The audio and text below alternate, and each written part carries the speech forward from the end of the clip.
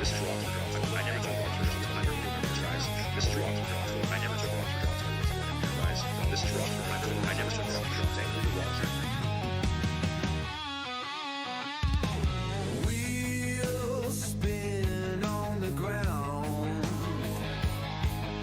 Sky dark rolls a sound. Echo in the heart's core.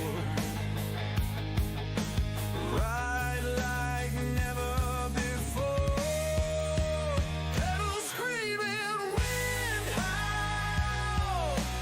Freedom rushes through the soul. Chase the night, break the dawn. Never stop, keep rolling on.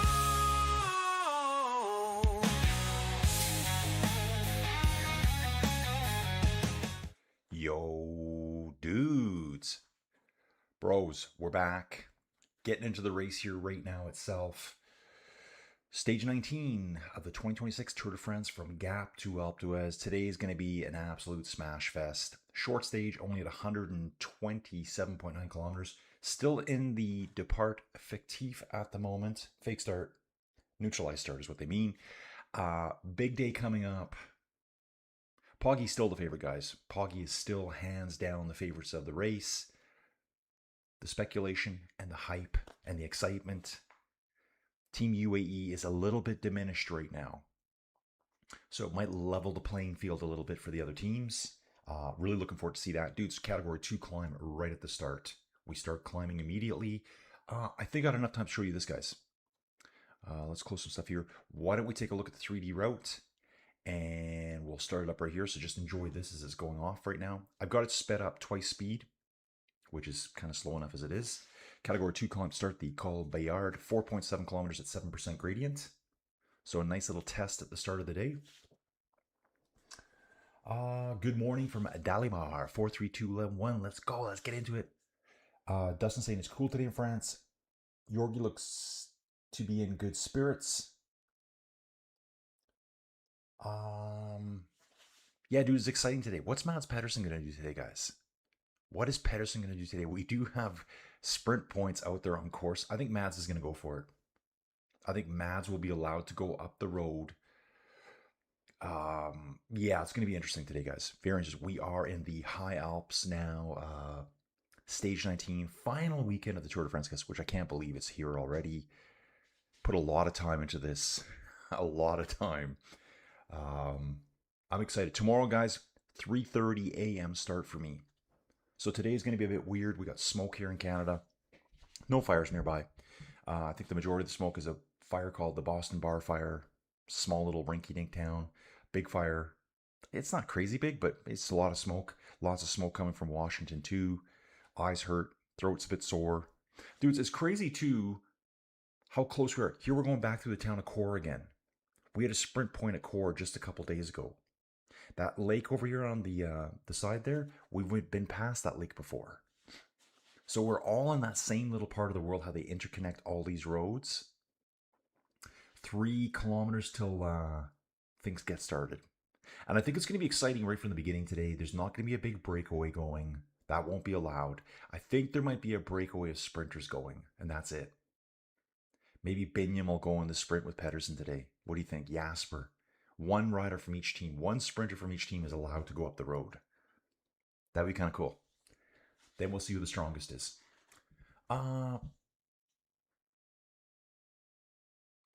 Rail saying, I wish people at least tested Poggy and Del Toro yesterday to see if everything's really good and dandy. Yeah, they should have actually put some attacks in, like say with under a kilometer to go, to see how Poggy and Del Toro can react. So Wellens was pretty much done yesterday, guys. He finished within 2 minutes of being over the time limit. And he said usually he climbs, some of the hills he was saying, climbing at 3, he usually climbs 3 times faster than what he did. So Wellens, I think, is done. I think he'll bomb out today. Yates, maybe he's recovered.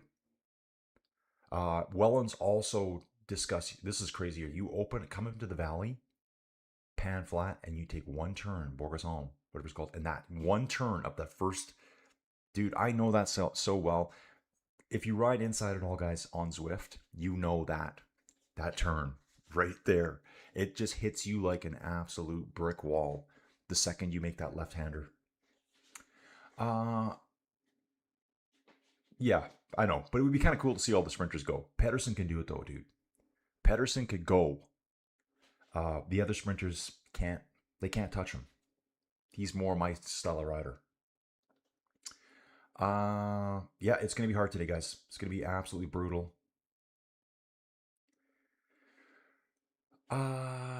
Rail saying check out the Col de Noyer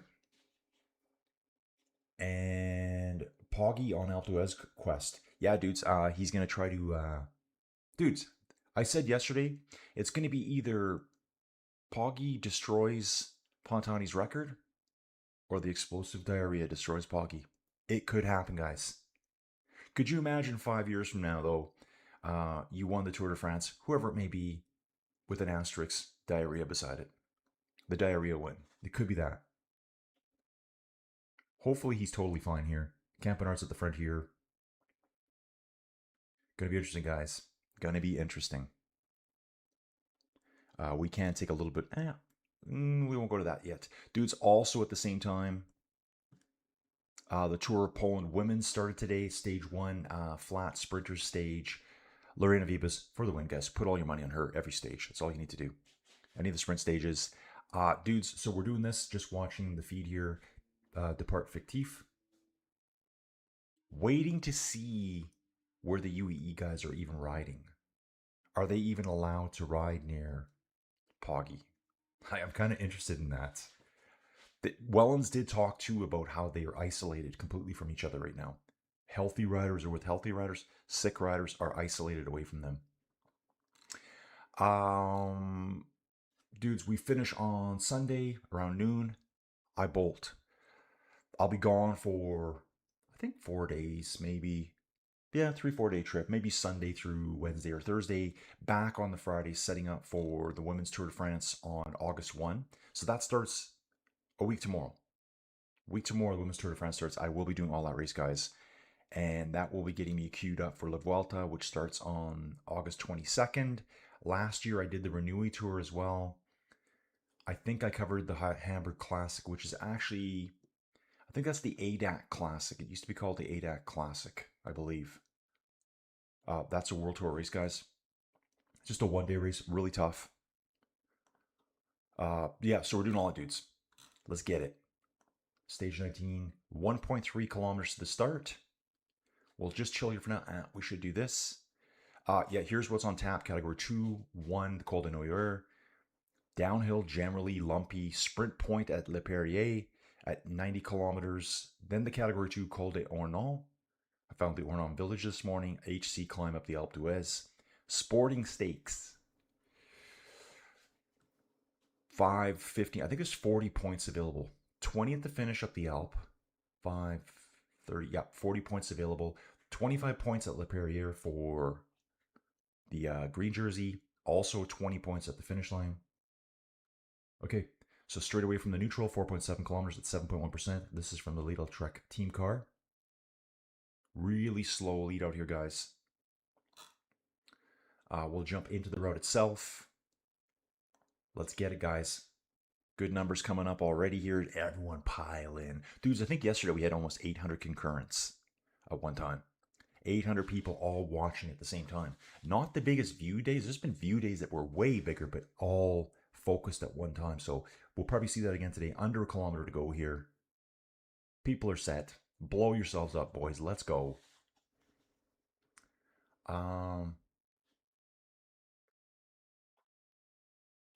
Okay. Just going to keep watching here, guys.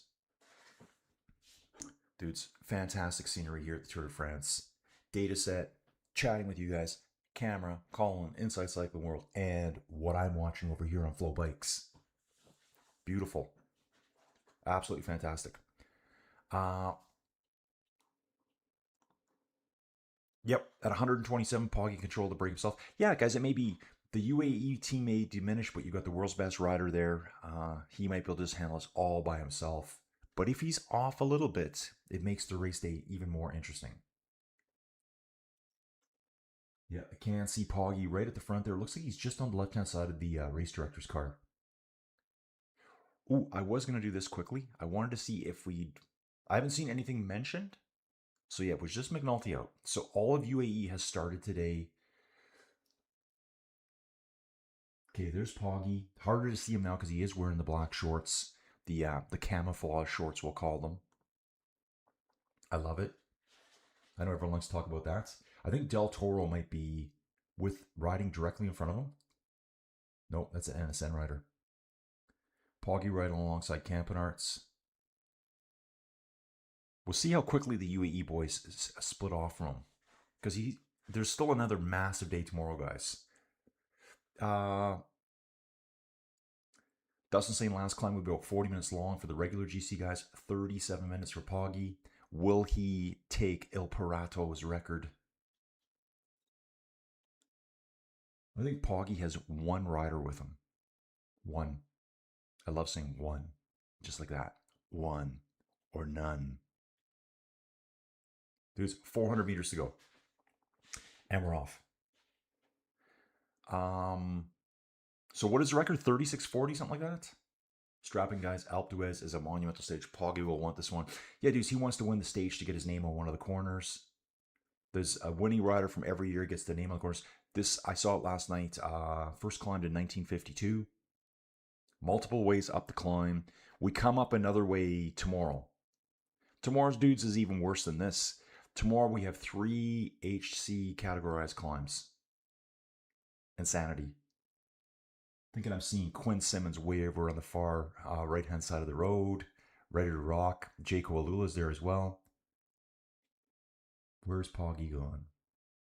Oh, dudes, we got an incident with road furniture at the very beginning. Everyone's jumping back on. Just a minor incident. Nothing happened there. No one crashed. Imagine you crash out before the start of the stage. Yep, Quinn's sitting right on the front here today, guys. Weather forecast. Warm, 29, 30 degrees, something like that. Celsius, probably 85 degrees Fahrenheit, light winds. We've had no winds in this race, not one bit of winds. Earlier this year, guys, I think it was way back in March or April, one of the women's races, the stage was canceled. And I think the men did the race before that. It was just a windy part of Spain.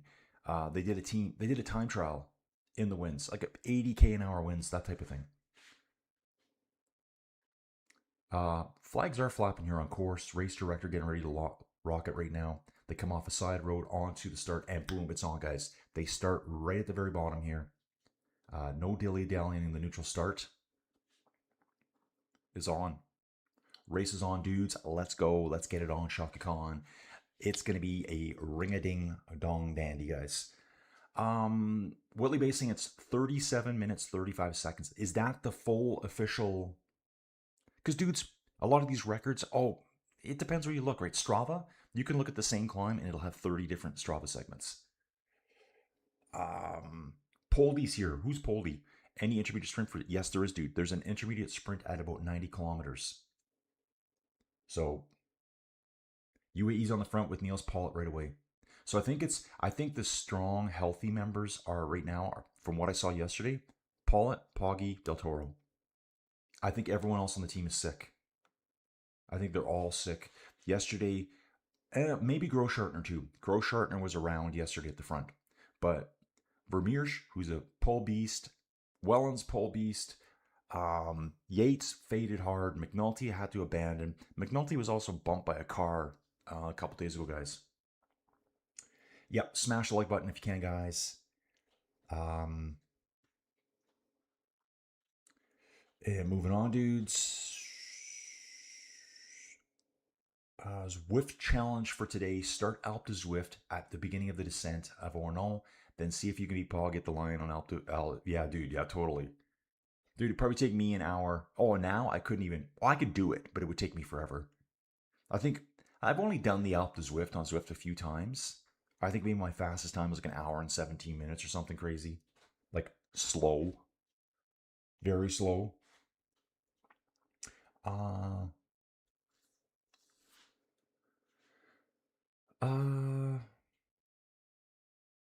Unox on the move. EF starting to push there. Mads Pedersen right on the front already, guys. Mads Pedersen is planning. He's already planning today, guys. Okay, well, I am seeing 2 UAE riders in front. I'm going to guess Groschart and Pollitt. Pollitt's riding second wheel. Poggy just lurking behind. Del Toro in the white jersey. Astana team radio. Harold Monster Nico, let's be ready in the start. Watch out for the usual suspects. Carapats. From Dave here, we got Alp d'Huez Day coming in on a text message to me. They'll be going full gas for the Mountains jersey. Yeah, dudes, let's take a look at the Mountains jersey. Taddy has a 1-point lead over Valentin Peripont. Richard Carapats at 63 points. We have 2 riders up the road right now from EF. Poggy sitting about 7th wheel today. Dude, I don't like when he wears his black shorts. I like when he has these yellow shorts on. Lidl Trek rider, 2 EF riders is Derek G for Lidl Trek, Ben Healy, Sean Quinn, and Tobias Holland Johansson for Uno X Mobility. Nothing crazy going off yet, guys. They're just allowing these guys to push up the road a little bit. Fascinating. 3.4 Ks to go to the top of the climb. Why don't we just jump right into the 3D mode here today? That's our situation right now, guys. Okay, slightly climbing all the way. We're going to get into the harder stuff. Dudes, let me read the chat. Oh yeah, Mr. DiBiase, Ted DiBiase here. This has to be the worst sport in the world to be in if you aren't feeling it. Yeah, like this, marathon running, triathlon. Dude, you know, like, you got gurgle guts, and it's hot, and you got to go hours and hours and hours. Yeah, like every pedal stroke, it feels like it's probably just going to come out, and not in a good way. UAE need Groschartner to finish the race for the team competition. And just going to keep moving on here. Rail saying that Lidl has 22 minutes. UAE has practically no chances for team competition. Their sickness destroyed their chances. Oh yeah, guys, with Yates finishing so far that one day, Wellens missing the time cut by 2 minutes yesterday. He almost didn't make it. You got to think, missing the time cut yesterday, I wouldn't be surprised if you see Wellens and Yates just not make it today. If not today, they're going to definitely not finish tomorrow. But they might recover. Maybe it's a 48-hour thing. Drew, if I may, since Colin has his eyes on the TV feed, let us know if Baking the Sun or Tree Line Shade are those on. Drew, I'm not sure what you're asking there. Rail saying yes. Tomorrow the Alp is from the east via Surin. That's right. Like in 2016 Dauphiné and backwards to the 2013 Tour de Alp stage. There are also other ways to climb the Alp via some nasty ridge roads. Yeah, dude, there's so many ways to climb these climbs in this area. Just nice and chill right now, dudes. Slowly climbing here. Derek G, Ben Healy, Sean Quinn, Tobias Holland Johansson. We've got a 5th rider jumping here. It's a Groupama FDJ rider. 6th rider coming now, Movistar. Guys are scrambling across, guys. Now the race is kind of starting right now. People are going, okay, we got to scurry. That little flurry as you see 2 and 3 riders coming. This is probably, I'm going to guess this is Rubio, INR Rubio on the back here, just bridging on. Derek G slides way over to the left-hand side of the road, has a nice look back. Seeing gaps already in the peloton. Looks like there's about 25 riders jumping away. 10-meter gap, and I can see the yellow jersey of Poggy back in the second group. Everyone's out to do something today, guys. Everyone. When do they test Poggy? Is Poggy really sick? Does he have a poker face on?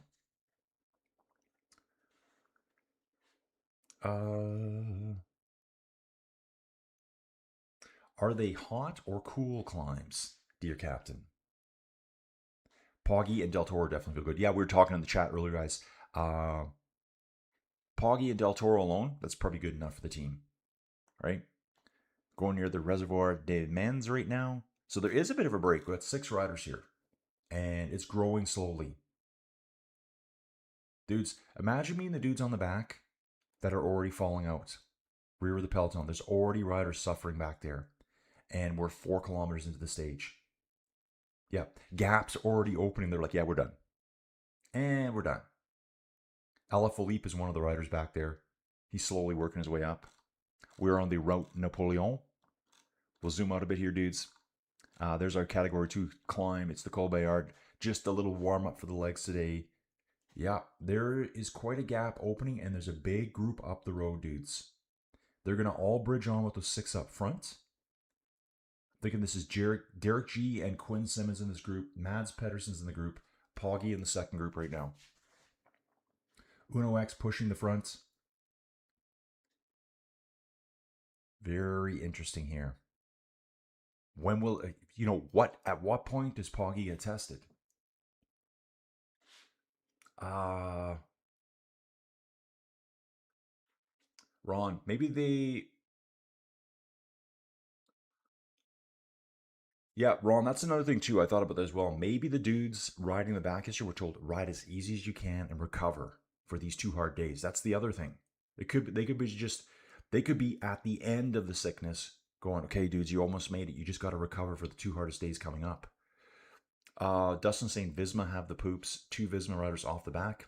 XGGP, is anyone else on UE affected by the illness? Dude, I think, Yates for sure, McNulty, Wellens said he felt horrible yesterday, talking about doing some climbs 3 times quicker than what he did yesterday. Vermeersch was back there. Nothing's been said about him, but you got to think he's always with Poggy. Patty Dunn, hello, I'm never this early. Dude, wait till tomorrow.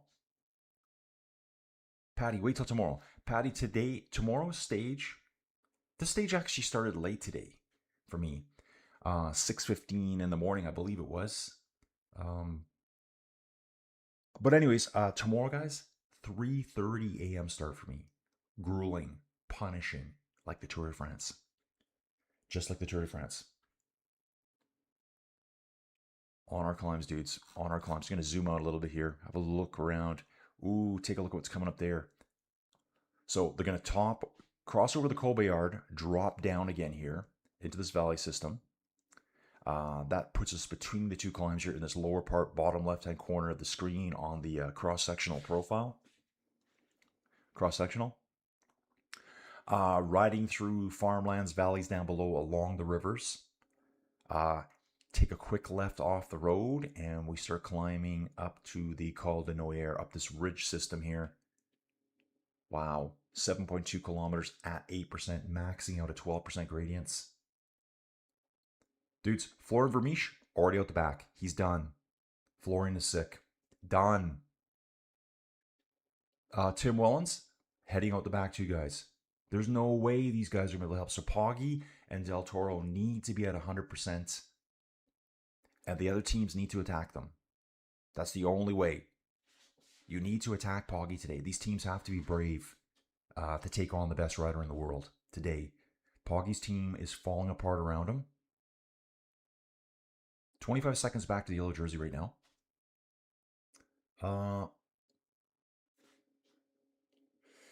I guess Paganzoli's out the back. Visma lost a chance yesterday from Rail. Koos and Paganzoli should have been more active yesterday, especially as Jorgensen is not as good as years before. I think Jorgensen's looking better, and they're looking worse to me. So maybe they're sick too. Who is this for? It's Bruno Amaral for Visma. Can I tell by his riding style? He's not pasty white enough to be Jorgensen. Tall dudes. That's kind of how I identify them from a distance. Kind of got a big group here. It's probably 30. I'm going to say roughly 30 riders. It's saying 43 riders in this group, which includes Quinn Simmons, Derek G, Mads Pedersen. Guess what? Derek G and Quinn have been tasked with taking Pedersen all the way to that sprint point. Valentin Perry-Ponce here for the points. Carapat's riding about 5th wheel. He wants to fight for points today too. Amaral already suffering on the front here, guys. A lot of head bobbing, mouth open. Carapat's attacks with 100 meters to go. Wow, will he get a point on Perry-Ponce today? He might have just timed that perfectly. Perry Pont's coming around him now. Perry Pont comes around him. He comes around. Valentine is just too explosive, dude. Sorry, Richard. Wow, dude. I thought he had him that time. Usually it's VPP leading Carapaz in the sprint. Accelerate together. Carapaz phase. This time Carapaz tried to jump him and he got beat mano a mano there. He got completely taken out there in that sprint for, I think it was 2 points. 5 points. That was for 5 points there, guys. 5 points. I'm going to jump over to PCS quickly. Mountains classification now. Yeah, 5 and 3 points there. That was crucial for Carapaz to win that. And loses it right to. So now VPP is leading the polka dot jersey legitimately. He started the day wearing it because it's actually Mr. Poggy's. But he's wearing the yellow jersey, so Valentine gets to wear the polka dots today. Okay, dudes. Yeah, bad time to catch an illness. Gonna just check this out. XGGP. I would love to take a full month off and visit France and bring my... Dude, me too. I'd like to just move over there. Yates is on the front. Dudes, yesterday, Yates was on the front too. And then he faded really bad about halfway. So either he's feeling really good or he's going to do the best he can and see what happens. Yates is in the large break, guys. Sudal Quickstep, radio. Good job, Perry. Pont, good man. Yeah, dude, he's just too explosive. See what they say to each other. Yep, Carapaz, good sportsmanship here. Gives him a quick pat on the back. Love it. Yeah, no, here watching here too, you can see that the KOM jersey too, he's riding in black shorts as well. So I think it's just what they're doing. It's the design, what it looks like the yellow jersey, the polka dot. Let's see what Maz is wearing today. Is he in black shorts as well with the green blocks on the bottom? With little mountain goat paths here on the sides of these cliffs. Le Sentier des Bains. Rock climbing extreme here, it looks like. And it looks like we got some interesting caves built into these walls here. Wonder what's up there. Nice stratigraphy there.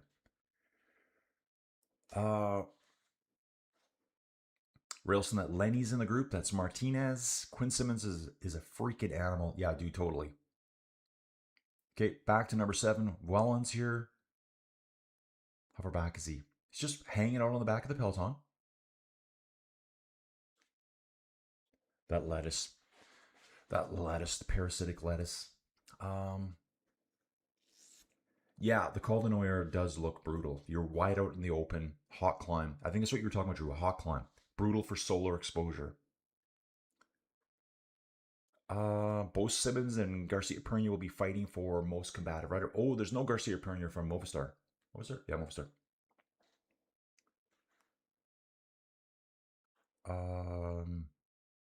Okay, Niels Paulitz on the front, followed by the entire Red Bull team. Okay, the UAE boys are here. I'm seeing 2 more UAE guys up there right behind the Red Bull team. Then Poggy. Dude, Poggy is on alert today. Riding in about 10th place in this group. They are descending now. Here, dudes, I'm going to jump you back over here. Let's see if we can catch this good. There we go. We'll resume the tracking. That looks about right. Yeah, 42 riders in the break. Peloton with Poggy. All the other jerseys, well, not all. Green jersey and polka dot jersey up front in the break. Poggy is back here with GC contenders Remco, Paul, Ayuso, those guys. Yeah, so Dustin saying lots of you guys leading the yellow jersey group. So I think all we've lost right now is Wellens out the back and Vermeesh. So the rest of the team is there. It'll be Groschartner, Yates, Pollitt. Del Toro kind of lurks behind Poggy most of the time. Delimar saying I seriously have to do my research about these new riders. Which one's Delimar? Who are you talking about? Justin Phillipson is out the back. The points competition is over for him now. Yeah. Pedersen's probably going to get all the way up there. He'll fight all the way up the next climb to try to go for that last one. Armoril on the front, though, pushing hard, guys, blowing the front apart. 102 now back to the yellow jersey and the white jersey. Railsing Carapaz is a master of the third week. If he's chilling in the first week and after being dropped early in the AAA, he gives up on the GC, yet he's backdooring top 10 now. He is top 10 now. Yeah. Carapaz vaulted over Yanis Vossard. I think he's sitting 10th overall at this point.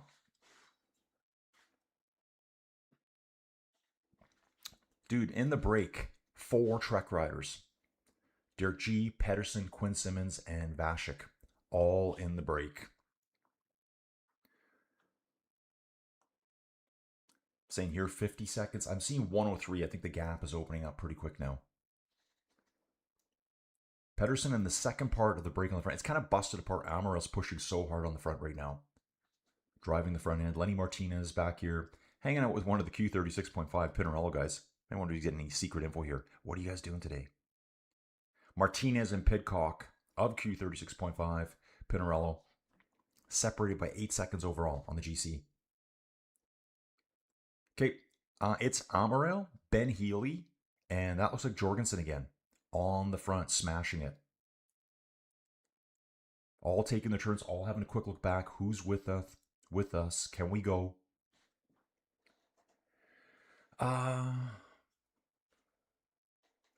Joe wants more cat talk. Dave, we cyclists are masochists. We love the pain. Gonna keep moving here. Yeah, full solar exposure, the heat, hot climb. Yeah, dude, it will be a hot climb. Poggy's got Del Toro with him, and I'm seeing one other UAE rider ahead. Having a chat. Okay, I see 3 UAE riders in this group. Let me just go up to the front. No, they're at the front too. The rest of the team is controlling Red Bull up front. One Astana rider there. So they've got all hands on deck.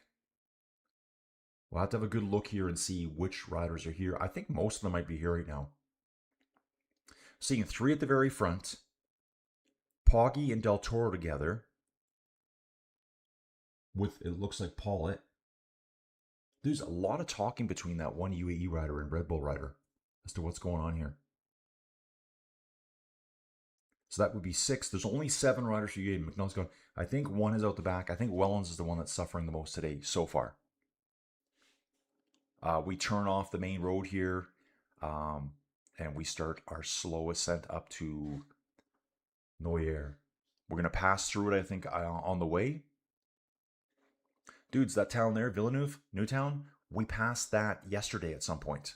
I saw it on the maps. Positive. So we would have been nearby here where we are today. I think these roads actually crisscross. We go through Core again today before the actual sprint point. Went through Core a couple days ago, and there was a sprint point there.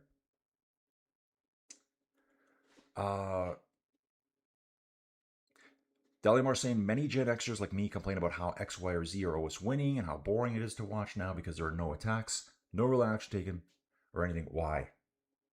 Answer, guys. Has a male Movistar rider won yet this year? Good question. Shorts are probably the best choice for quick. Oh yeah, dude, they're probably just wearing shorts, no bibs. Yeah, quick release. I love it. Oh yeah, Rail's saying definitely Garcia Pernia. I forget where he won. Maybe Castrillo. Yeah, I forget where. So many of the early season races, possibly at maybe one of the Mallorca races. Drew loves seeing the as a raft guide. Loves seeing the braided river systems flowing through the White Rock riverbeds. Rail saying, I know Garcia Pernia won the last stage of Valenciana way back in February, I think. And Nairo won Asturias.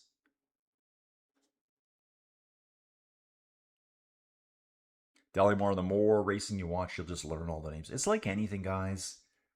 If I was to watch a soccer game, I'd probably name 1 or 2 soccer players. That's it. But you watch a game, you start slowly learning their names, start learning who does what on each team. It's the same as in cycling. So I always tell people, you got to watch it for a long time to see what what duty each rider has in the team, what their ambitions are, how their strengths, their weaknesses, how they ride. After a while, you can look from a helicopter shot and know exactly which rider it is, or have a good guess. EF on the front here, Pedersen riding around third wheel. Insane. Total insanity. Oof. We start the climb today at just over 1,000 meters in elevation, so we're not really that high up. At the top, I hope it's going to show us here. Dude, we got some over 10% at the top. We're going to go over 1,664 meters. So it's not like they're running out of oxygen, but it definitely will be getting harder. Yep, they can stop at the Carrera 4 store and buy some more Evian water.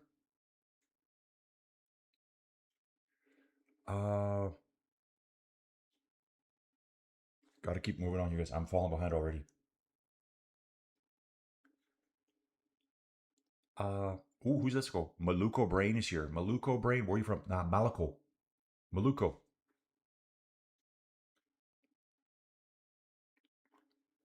Yeah, Maluko Brain's here. Okay, dudes. Just gonna bounce around a little bit here. I think we'll pop away for a second here.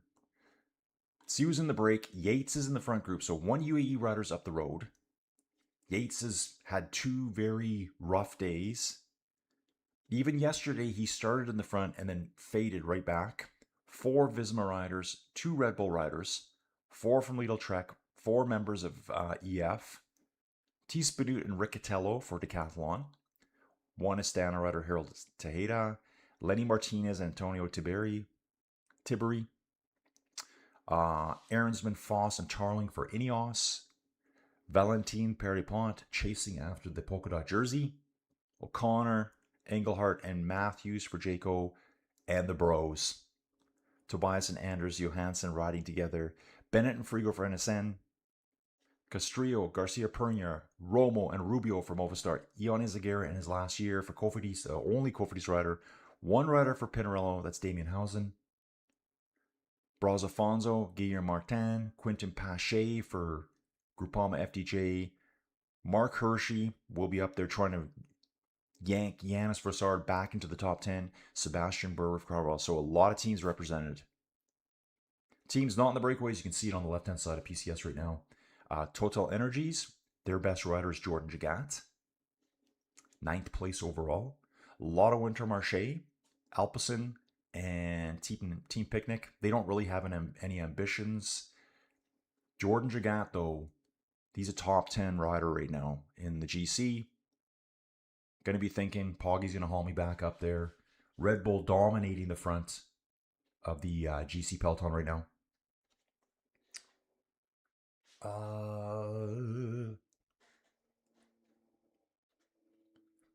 Drew saying UCI should have a porta potty trailer in the caravan so the boys can drop trow and relieve themselves. At the Worlds in Rwanda, they had to use toilets. Dude, I remember the toilets. Yeah, I think there was toilets on the side of the road in Rwanda. Davison Collin, I tried that with golf. The commentators put me to sleep, ended my insomnia. Oh yeah, a rolling porta potty. Yeah, it's bouncing along. You step off the bike. It's kind of like a Aw, dudes. I just said it. It's a sticky porta potty. You're allowed to step off. It only goes at 20k an hour. Okay, so it's a penalty, but it's a rolling porta potty break, right? So you pull up your bike onto a little ramp. Handlers grab your bike. You step off your bike, okay, but only 20k an hour. Safety first, guys. But inside that porta potty, there's stuff bouncing around, moving. Liquids are flowing. Oh, yeah. It would be cruel. Martinez and Carapaz are the 2 highest GC riders in the break. Decathlon riders all behind Poggy here. So Poggy and Del Toro, and I'm going to guess Pollitt, 1 other UAE rider with Poggy, 1 UAE rider on the front. Then it looks like the entire Red Bull team, outside of the 2 that are up front right now, there's 6 Red Bull riders there. Pushing the front here. What is the strategy right now? And I'm going to guess that's Vermeersch on the front right now. Just the look on his face. Pretty sure that's him. And we got a UAE rider. Okay, I think that's Yates. Yep. The breakaway group, the Trek Riders, Pedersen, Yates is dangling on the back of this group right now. Whether he's just dangling for fun or he's suffering already, we're not sure. Uh, yeah, it's strange that Gigat didn't go. No, Rail hit it. Post it in there. I'll read it out. Colin has a little story about the Alpe d'Huez in 1999. Or it's too early. Not too early, dude. Dudes, I'm going to do a quick catch up here. I'm going to do a nature break as Rail puts that in and slurp some coffee. I'll be right back, dudes. 10 by 10 cube, cycling domination and performance excellence. This is where it all happens, guys. Right here, inside Cycling World. Hit the like button. Currently, we have 238 people here. Not bad. Not bad at all for a Friday.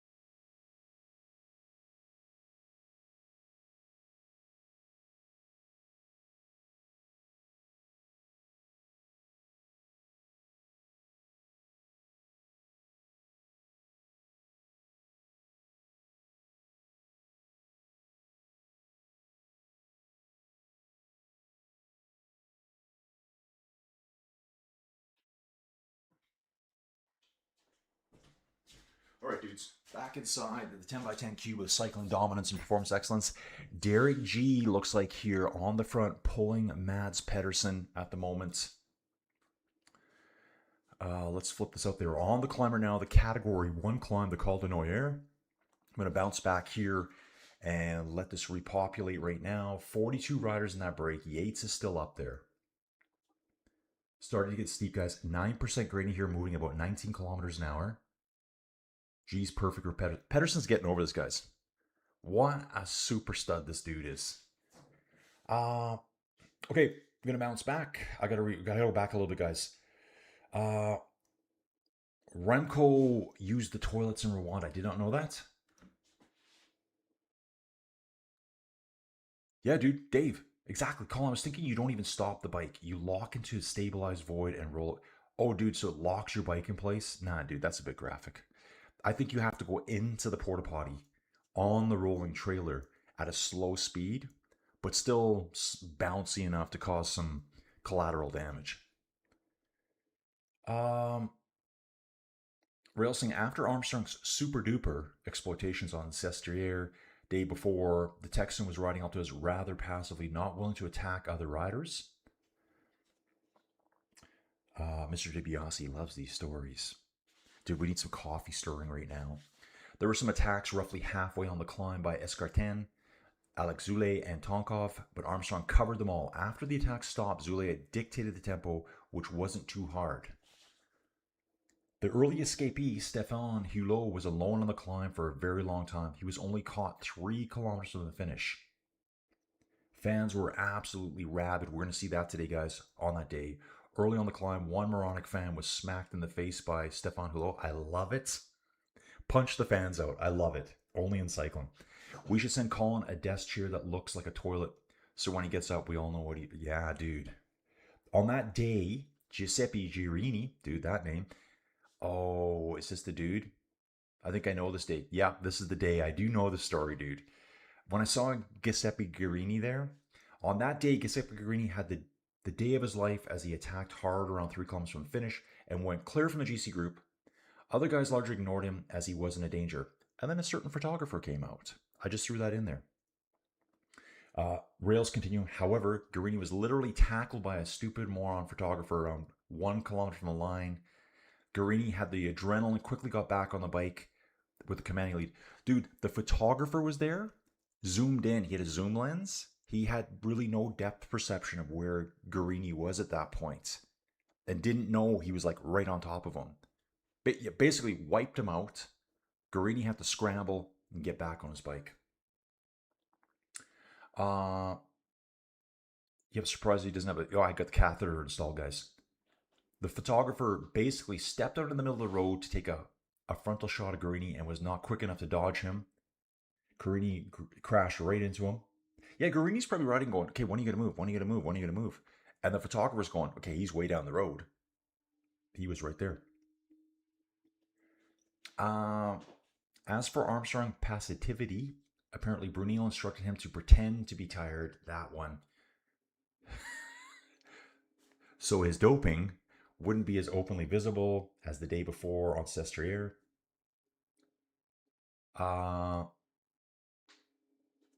Moving on here. Maluko Brain. Good Jared here saying highly predicted Pogacar didn't catch any stage win. Well, dude, he's already won a stage. I'm not sure what you're saying there. Okay, we'll figure out what Jared's saying here. Will a stupid photo guy bomb the Poggy record attempt like Guarini? Dude, the fans could impede him. I think it's going to be crazy at the top, at the finish line today, guys. It always is. And dude, Wellens exploding already. That's what it looks like to me.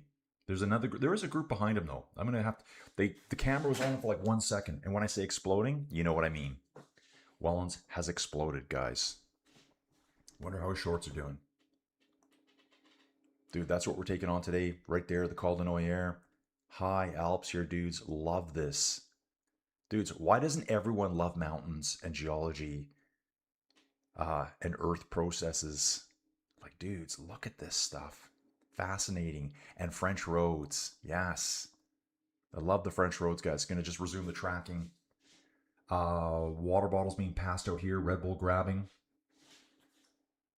Yep, that looks like Vermeesh to me in the front. Gonna say it is. It's not Niels Pollitt. Try to have a good stare at him. Could be Groscharter too. Haven't seen his number. 13% gradient right now, guys. 13%. Roads look heavy here. These are not recently renovated surface roads here. Oof, tough one. 13%. Quickly backs down to 11. That's the easy part. Yep, this is the front group again. Seeing Yates sitting just on the back, just dangling. Whitley's asking, does Paul take white today? Guarini and his encounter were insane. I remember the announcers freaking out. Dude, I remember watching that live, probably on the Outdoor Life Network way back when. Dude, getting ready for Y2K as well. Remember that? That would have been later that year when we thought the world was going to end. JD Adventures, it's crazy what Mads is doing. He deserves the green jersey if he stays out to get the sprint points. Dude, he's gonna. Mads Pedersen, dudes, he's riding second on course today. He even talked about it the day before. He goes, I had to work really hard with those climbers. Dude, dudes, Mads is the kind of dude that I want when I'm out riding. Because I know he's going to work hard. I know he's going to pull me. He's going to help me. Dude, you could just tell that Mads is probably one of the strongest riders here, I think. He doesn't hide. He's not hiding in the peloton, waiting, preserving energy. He's willing to go out there and put it all on the line. Ron, Paul is not in the front group. Front group consists of 42 riders, but Paul is not up there.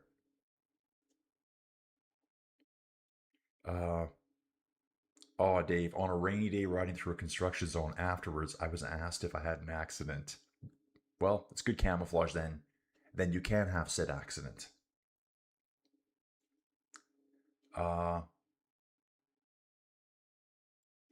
Drew saying, would be wicked to be on Col de Noyer by bicycle, watch them race by, Wait until the road opens, ride downhill, swim in the river down below, then watch the finish in style. Finish in my French Auberger Cafe in style.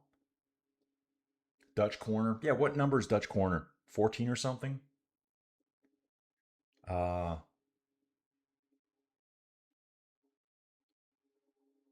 DiBiase's asking, if someone gets passed toward the end of a race because of a stupid fan or photographer made them crash, would they give them the win still, or did they just suffer?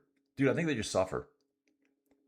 You know, there's all sorts of things that happen. Fans just step too close to the road.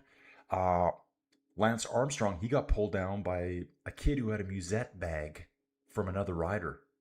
His handlebars got tangled on the strap of the musette bag. Lance gets back on.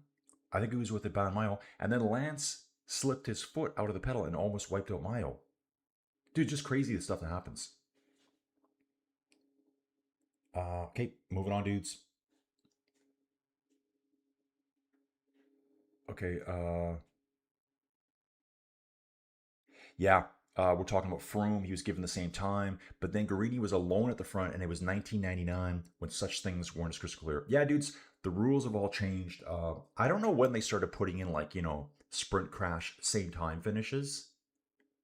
I think that's kind of a modern invention, if you want to call it. I think in the past, like if that was the 60s or the 70s, oh well. Oh, you crashed in the final kilometer? Doesn't matter. Get up. Who remembers the stage where, dude, who remembers the stage at the Tour de France where Bernard Hinault goes across the finish line completely gushing blood out of the side of his face and head? Here's Wellens. Okay, dudes, I gotta figure this out. Riding solo, Shimano neutral surface ahead of him, 4 kilometers to go. So where does that put him? Big group up the road ahead of him. Not sure who this is ahead of. I need to see the other riders. I think this might be a couple of sprinters. I have 2 XDS boys here. I have an Ineos rider here. Still can't see the numbers. Let's see the look on Wellens' face. Wellens is only moving at 14k an hour. Too slow. So Wellens must be well out the back now. Getting over the top here. I want to take some control of this again, guys. Oh, now you kind of get it, right? Do you get it now? Now do you get it? Check it. Check that out. So juicy. Oh, dudes, we're going to do this. We're doing this right now. I forgot. Bike Terra. Let's see if we can get this dialed in. Here's our lead group on the climb. Ooh, yeah, dudes. All those little things here, that's where they're going. These little white sections, the roads right up above it each time. And it's 700 meters, so I won't be really able to see any of the groups, I don't think. Oh, they're down below. Dudes, look in the top left-hand corner of the screen. That's where the second group is, right down there. You can just see them pixelating in and out here on the road. If I jump down there now, the chasers, they're down below. It's going to loop around to the right.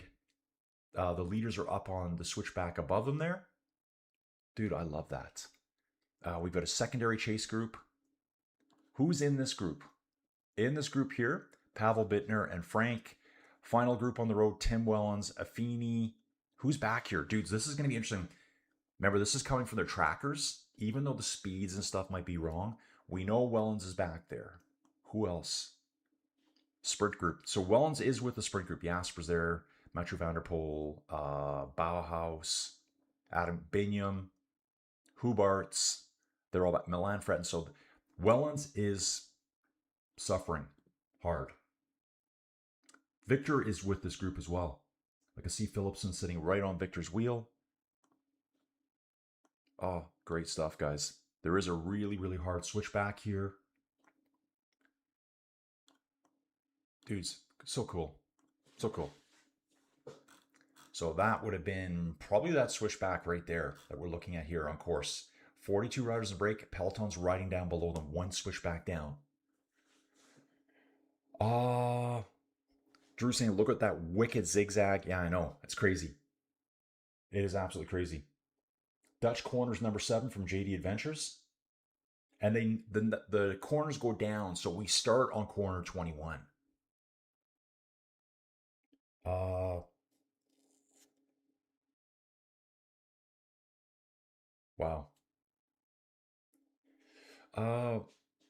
1977, Lucien Van Imp crashed just before the Alp, but I focused mainly on 1999. I believe Van Imp was alone at the front going to win the entire tour. Word question, why don't the police have to clean up after their horses? It's just so you can ride through it, Dave.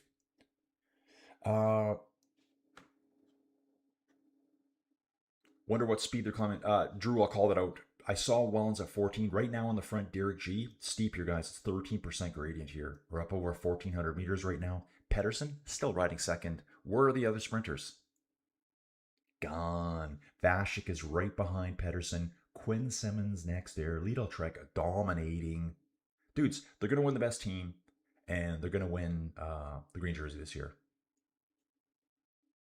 Come on.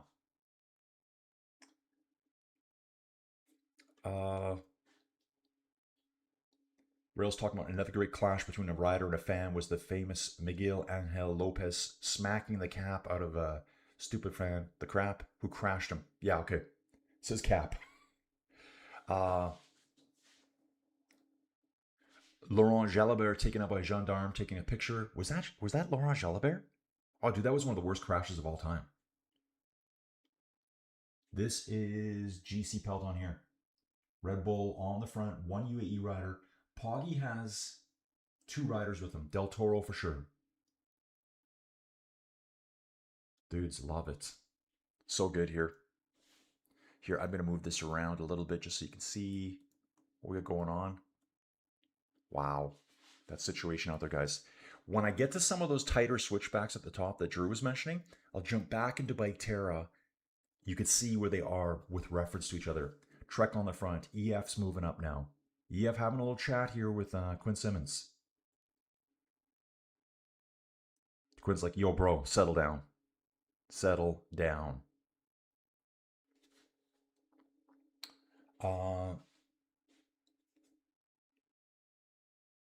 Okay. Wellens is dropped from Gruppetto. He isn't going to make it to the finish line. I don't think he is either. I mean, dudes, it adds excitement to the race, but I got a feel for these guys. I got a feel for them.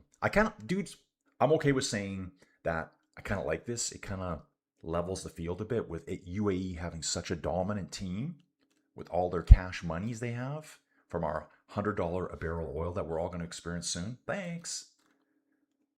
Just when I'm going to go on a driving trip, I just seen gas prices accelerating.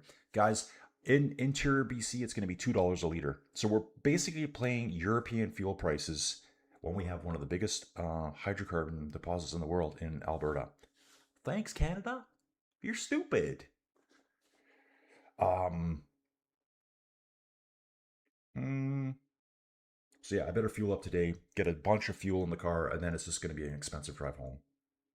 I mean, $200 fuel bill to drive home. Good conspiratorial morning. Dave, I've got no switchbacks around here. None. EF, closer to the top, Sean Quinn. You can ride harder to put Perry Pont in difficulty for Carapats, probably, for the top. Well, I don't know if you're going to put Perry Pont in trouble. He's riding about 5th wheel right now. It's EF on the front, Ben Healy, Quinn Simmons, and trying to see who that other rider is there. Who is that? It's not Sean Quinn there. Could be Carapats sitting there too. Trying to figure that out. 1 kilometer to go to the top here. Healy with that mechanical riding style. Not flowy. Drew's asking, is there massive spectator numbers here? I wouldn't say massive here. Dude, they're all sitting on Alpe d'Huez waiting. Okay, dudes, we're just going to track it like that. They're going to be going over the top soon. This will be slightly ahead. Really, really strong. Dudes, the look backs down the valley are insane. Absolutely insane. So the Peloton's a little bit too far behind to catch them on those corners there.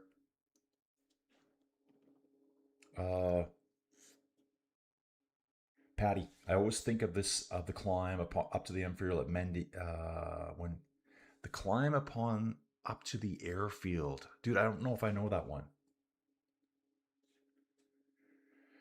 We got the Air Train supporters here. Emmanuel supporting Benny. Benny bot. Rod here. Rod saying nice visuals. Thank you. Rod, thank you for being here. Dudes, front group is almost at the top. It says here on Flow Bikes, they've got 600 meters to go. Oh, yeah, dudes. Incredible. Dude, there's a real tight switchback. It looks like a Stelvio type switchback to me. With the high, kind of built up walls on the side. Peloton's on the lowest most, and the breakaway group is over the top. They're right at the station right now, I think. Yeah. I think. Or that is that big enough? Hard to tell if that's the front group or the GC group is chasing them. Wide open terrain up here, guys. Just little clusters of trees. I can imagine it's pretty nasty up here in the wintertime. Okay, camera's going to zoom in, dudes. They can barely see the riders here. Oh, this is the lead group. Lead group's here. Peloton is way down that ridge. So this is right. This is correct. So what I was watching on Flow, they're coming through these switchbacks. The Peloton's actually way back here coming around the corner, but obviously we've caught up a bit now. Delayed. Perry-Pont goes on the attack with 230 meters to go. Carapaz reacts. I've never once seen Carapaz come around Perry-Pont. Not once. Will today be the day? Every time they attack, Perry-Pont's holding. Ooh, he might be faltering. 80 meters to go. Dig. Carapaz is done. There's just, not happening.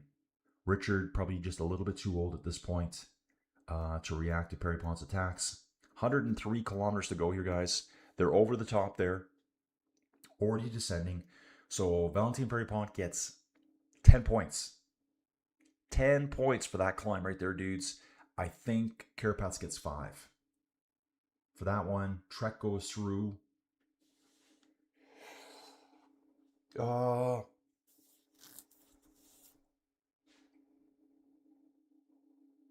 Drew's talking about a really great switchback with a little spring there gushing 2 gallons per second. We've got water volumetrics going on, guys.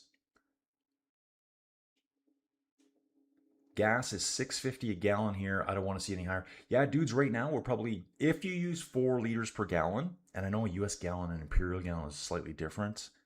I think it's more like 3.8 liters per gallon. We're like almost $8 a gallon. 7 anyways. We're like, right now we're $1.85, depends where you go. Let's say $1.80 a liter. In Calgary. One of the largest hydrocarbon reserves in the world. It's like number 2 or 3 in the world. Sometimes they say number 1. It just depends who you talk to. It's right up the road. But let's get oil from Saudi Arabia. Let's just keep doing that. Let's be stupid till the end of time. If you're going to use oil, use your own. Why get it from over there? I don't want it from over there. I have issues with over there.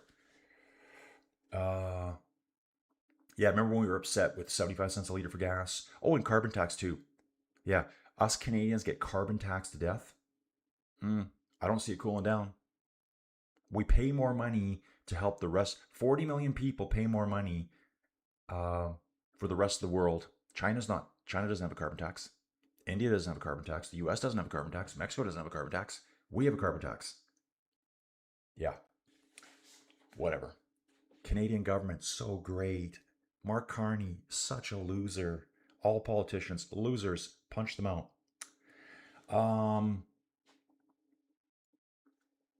Okay, moving on. Captain America, that's Quinn Simmons for Lethal Trek. Good morning from Stephen Spalding. Head of the course, guys. It's Carapaz and Valentin Perry-Pont. Carapaz having to look back. They went over the top first. They were sprinting, so they've opened up a gap here. It's 20 seconds back to the green jersey. 3 minutes, 13 seconds back to the Peloton. GC Peloton. Niels Paul on the front, grimacing with those big, shiny white teeth. Visible. You can see them from at least 300 meters away. At least.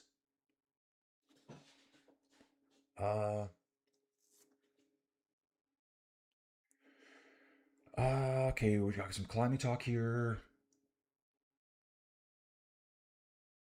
Oh, so Drew's talking about a switchback, it's freshwater spring. He always refilled his beat-ons there. That's the best place because that's where you get your beat-ons filled. Danny Pound, Remco and Poggi will play it safe. Paul will try to overtake Toro for third.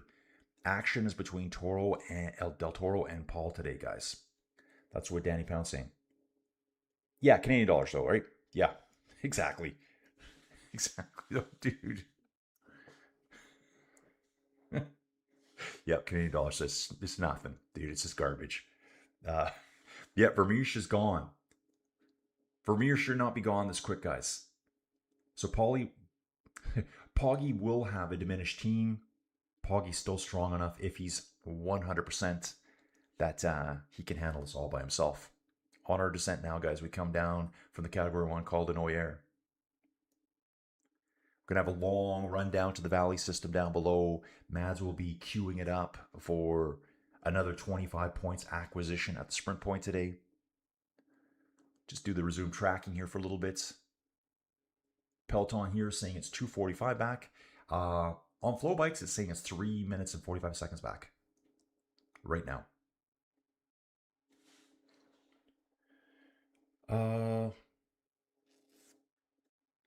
Dave's asking, what was the strange dystopian movie where John Ritter, where oil and gas were illegal except for military? Dude, I don't know that movie. What is it? John Ritter, Jack Tripper from Three's Company. George is saying decades ago the change to electric should have been made, but the corporate class stopped all innovations to clean energy. Yeah, Wellens is done. Poggy getting a bottle here. Oh, Del Toro didn't get a bottle. Del Toro didn't get a bottle, and he goes, he just did that, man. He went like, oopsie. That's what Del Toro just did on camera, guys. Very manly. Tell us how you really feel. Dude, exactly. Punch him out. Dudes, yeah, I'm all ready for full electric, full solar. Bring it on. -40. I'm not relying on electric power to keep me alive. I'm just not. If you're from a country that's warm, you can't say that. You just can't. Like, there's just no... I guess I always say to people that are from places that are generally warm, have mild winters, you need a week of -40. Or what we could do is maybe relocate all of the world's population to warmer belts and forget about the north and forget about the far south. Dude, like, I don't know what the fix is. I don't know. Dudes, Dude, why is it? How about this one? Carapats and Perry Pond replay. You're having a little chat. Hey, bro. What show? Got anything good to binge watch on Netflix? Yeah, dude, this is just garbage these days, isn't it? Yeah, man, I've watched everything. Chuckles, smiles. Dude, I love this, man. I love it.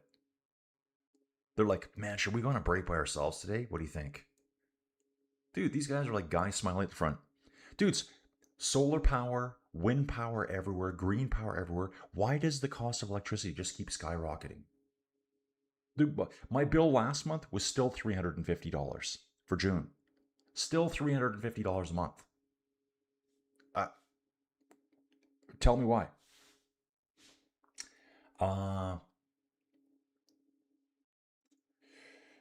Okay, moving on, dudes. Blah, blah, blah, blah, blah.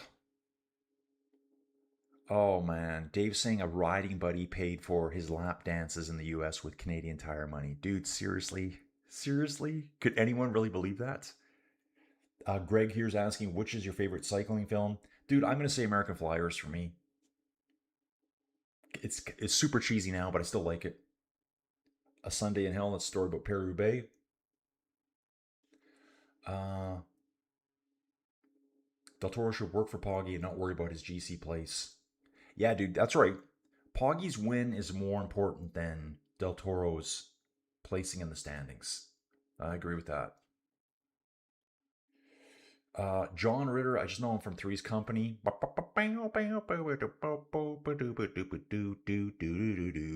on, knock on our door.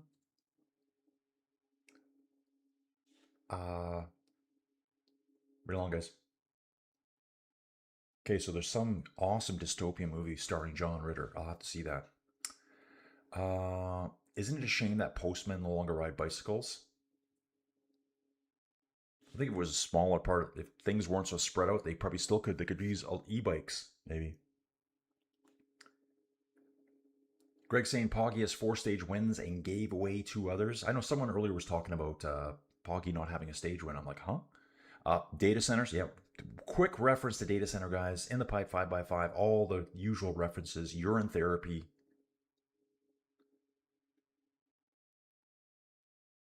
Gonzo saying UAE and Poggy is lucky Jonas is out. Visma would have ridden like devils today. Quicksilver, that's a good one too. Quicksilver starring Kevin Bacon. Was Nelson Vales in that? Was the cheetah in that movie? I think he was. Poggy has over 5 minutes over his nearest competition. Poggy would fine if he doesn't have any explosive difficulties, and if he does, then no one will help him. Yeah, Charles, utility companies are charging services and line charges. The actual power usage is only one piece of the policy. Yeah, there's so many extra charges too. We're talking about John Ritter again.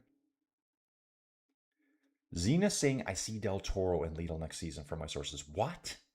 Dude, he's got a contract locked up for quite a while, I believe. Still 42 riders in the break, guys. Peloton chasing right now.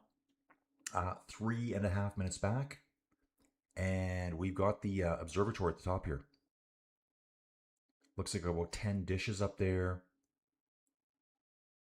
Deep space exploration, perhaps. I don't know. Studying the universe. Fascinating. I watched a whole YouTube show about it yesterday. When they basically when they discovered that, hey, we're not the only galaxy. There's other galaxies. I think it was Hubble who did all that, I think. And I think Hubble was quite the big personality, and there was some woman back then who was super good at her job, but they refused to let her work in the observatory. It is kind of interesting. Fell asleep to it, actually. So it wasn't that good. Flocky saying would love to see Pig Anzoli win today. Dudes, at the front, it's all back together now. The green jersey group of Pedersen, EF for Carapats, Valentine Perry Pont for the KOM jersey. Got a couple of Ineos riders up here too. Sure, it's Timon Aaronsman again. Yeah, there's David Peganzoli in this group with Amaral. Yeah, Bruno Amaril's still here. Dudes, switchbacks, Bike Terra, we're on the switchbacks. Nelson Vales was the courier Kevin Bacon races with. Yeah, dude, I remember that. Ooh, Justin says, I saw Nelson Vales win a hill sprint sitting and in his biggest gear. That dude hadn't saved power. Oh, yeah, dude, that guy was just jacked. Like, dude, his quads, like, just built. Just totally built. Dude, when you see a track cyclist quads, it's like, you feel small. Yeah, you feel kind of less diminutive. Just a thought for all the peeps that ride a lot of indoors. When you finally go outside, make sure you unclip before you stop. Yeah, dude, exactly. Yeah. I was outdoors 2 days ago. Didn't yesterday, Charles, because of the smoke. And yesterday was the big banking day. So I did all the banking yesterday, guys. Everything's done. Banking done. So that kept me pretty busy. Like, share, and tell, folks. Numbers are going up. We've got over 300 people here right now. Pedersen leading the way, guys. He's like, dudes, I'll do all the work myself. Pedersen sitting on the front of that group. Tim Wellens is 4 minutes back, just hanging on for dear life. The UAE team car comes by, throws him a bottle, accelerates away. You're on your own, Tim. You're on your own today. That's it. That's the last support Tim will get, probably from the team. Pollitt on the front. Dude, there's no messing around now. I think it's time to get serious here. We got 90 kilometers to go. Pollitt, the juggernaut on the front, leading the entire Red Bull team here. Outside of the two bros, we have up front, which is Catania. And I think there's one other Red Bull rider up there. There is. Another Red Bull rider up there. Here, dudes, here's the gaps right now. It says the peloton's at 340. And it says it's, Tim Wellens is only about 45 seconds behind them. So he's feeling rough, but maybe it's not as bad as you think. Just going to zoom out a little bit here, guys. Let's have a little look around in the world. Where are we going? Descending all the way. Mentioned earlier, Core. We went through it, I think, a day or two ago. This lake here, too. Lac du Sauté. We've already been past it before at the race. I can't remember which direction we went, but we've been along this lake here. After Core, they take a corner, start working our way back along the valley system this way. There will be another climb after the sprint point. at La Perriere. Getting deep into the Alps here, the high Alps here. Ooh, look at this up here. Oh, I love it. Dude, check this out. Oh, Colin just explores the world on YouTube looking at features. Dude, that could be the channel, I think. I think that's what it might become. I might just kind of hang out on Google Earth and talk and look at stuff. Category 2 climb, Col de Ornon. That's 5.4 kilometers at 6%. Zipping over the top, dudes. And then the race really starts. Phase 2 of the race starts right here. After the top of this climb, it'll be a wicked descent. Because once you get to the bottom, you only have a few kilometers before we take this puppy on. Yeah. Before we take on the Alpe d'Huez right here, 21 switchbacks. Oops, sorry guys. 21 switchbacks. Wish I could go up and down. I don't think I can go up and down. No, I can't go up and down. I kind of have to work my way down. There it is. That corner there, the first corner, if you've ridden Zwift, you know it. You know it. Back to resuming tracking, guys. We'll flip back here. We're going to go back. Dudes, how good is that? Dudes, the break is at 87.9 kilometers to go. I'm seeing 87.7 here. Perfect. Red Bull starting to do more work on the front now, guys. Pollitt slotted into second. There's at least 2 UAE riders here. So I'm going to say it's Pollitt and Vermeersch. So hopefully he's fully recovered. It's sure looking like it. We'll see how easy. We'll know what kind of condition they're in when they blow up early or not. Because these guys should hang on for a long time. Dude's got to back it up a little bit. Kurt Harnett's quad's bigger than my shoulders. The one that got me into cycling was breaking away. Yeah, I saw that one too. That's a good one. Crazy quads. Look up Andre Greipel, the gorilla. Yeah, dude. Digital Norbs. You got it. Railsing Ineos should try to scoop up Almeida. He's a larger dude. That's very good T-tier. Ineos loves those types of guys. Yeah, Almeida. What a weird year for him. Moving on, dudes. Who's this guy? Looks like his name is V91. Richard, did Simmons spend any minute in the peloton, sir? Dude, yeah. Well, he's always up front. I see what you're saying. Did Quinn Simmons spend any time in the peloton? He's always up front. Yeah, always.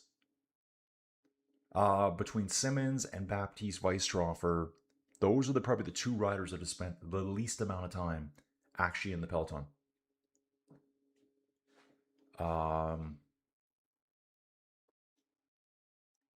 Star and water carriers with Merckx asphyxiating the other riders. Yeah. Okay.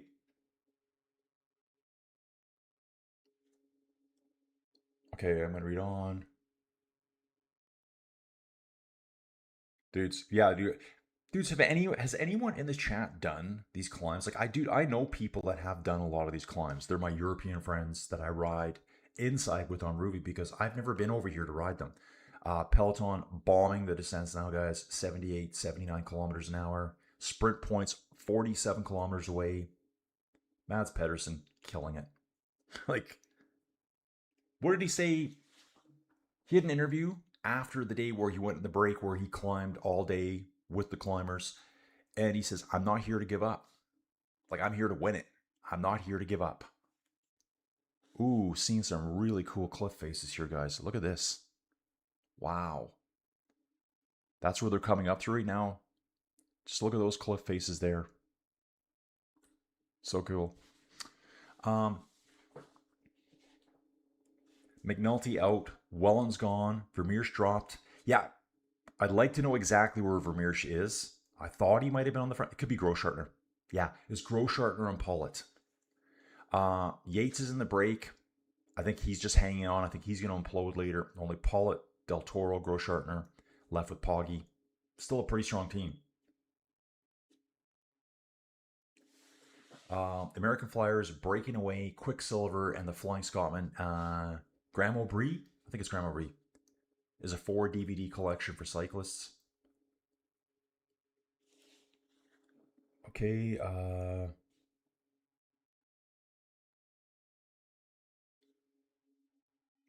Yeah, I said DVD. Am I old? How about VHS? Yeah, laser discs. Laser discs. The first time I watched Alien, it was on a laser disc. Byron Victoria's here signaling for a car. His car to come over. He's waiting on a bike. He's having trouble crossing the road. Gets back on his bike. This is Caruso. Gets back on his bike. Kind of skateboards it up the road. Head unit's off. Dudes, it's because the team car went past him. A little bit of struggle there. They were about 30 meters up the road. They got him back on track. Head unit on now. He's clipping back in. Clickety click. Off we go. Number 73 here. Patty's saying yes. Ridden a lot in the Alps and the Pyrenees. Personally, I prefer the Pyrenees. Has anyone mentioned Chasing Legends when Cav was at his zenith? Dude, is that on YouTube? Oh yeah, Dave's saying, yeah, Laserdisc on a 60-inch Sony rear projection set. Yeah, where they had the red, green, and blue that fired forward, bounced it off a mirror onto a screen. How crazy was that? Those TVs probably weighed 1,000 pounds. Remember when they were state of the art? Ah, dude, that was weird.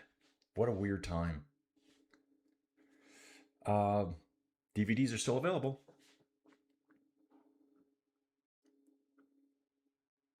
Oh, Mr. DiBiase. My dad took me to watch Quicksilver in the movie theater as a kid, and then I begged him to take me to the music store called Licorice Pizza. Okay, that was the music store, Licorice Pizza, to buy the Quicksilver soundtrack on cassette. Dude, what music was on the Quicksilver soundtrack? Push it to the limits. Da, da, da. Like that kind of music? Like 80s band you've never heard of that just makes soundtracks. Betamax, that's another one. Danny Pound. That was Sony's, I think. Apparently, Betamax was technically better, but VHS ruled. Rails asking Colin, will Mads Pedersen transform to a GC guy like Dumoulin, Jalabert? Dude, that's a really good question. I think Mads would have to lose a little bit of weight. It's possible. Bruno Ramorel pushing the front here, guys. Ben Healy second place on road right now. Derek G still up there too. The two decathlon boys are helping. Two decathlon riders are here. There's we'll bounce to PCS. I'll let you know who those are. The two decathlon riders are, wow. Can't even see who they are right now. Right here. Tees Benute and Matthew Riccatello are assisting here at the front right now, keeping the pace really, really high here. Yes, pulling. We'll hang out here for a bit. Ooh, that's bright. I feel like I'm being cooked by the sun right now.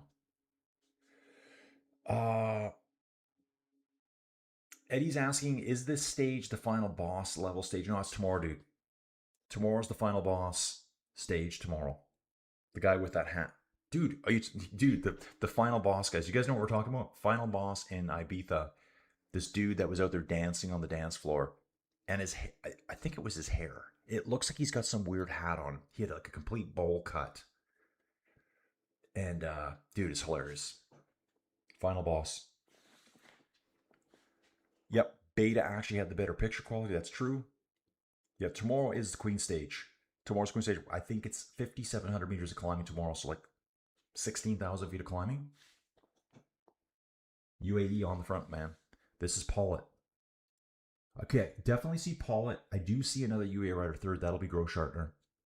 So Groschartner does not have the sharts, guys. Addison. Do you remember when you had the sharts in Mexico? When Addison was a little girl, 5 or 6 years old, I joked about having the sharts, and she got a little bit of the Mexican flu bug, and she had the sharts in the pool. I got the sharts, Colin. I got the sharts, Collie.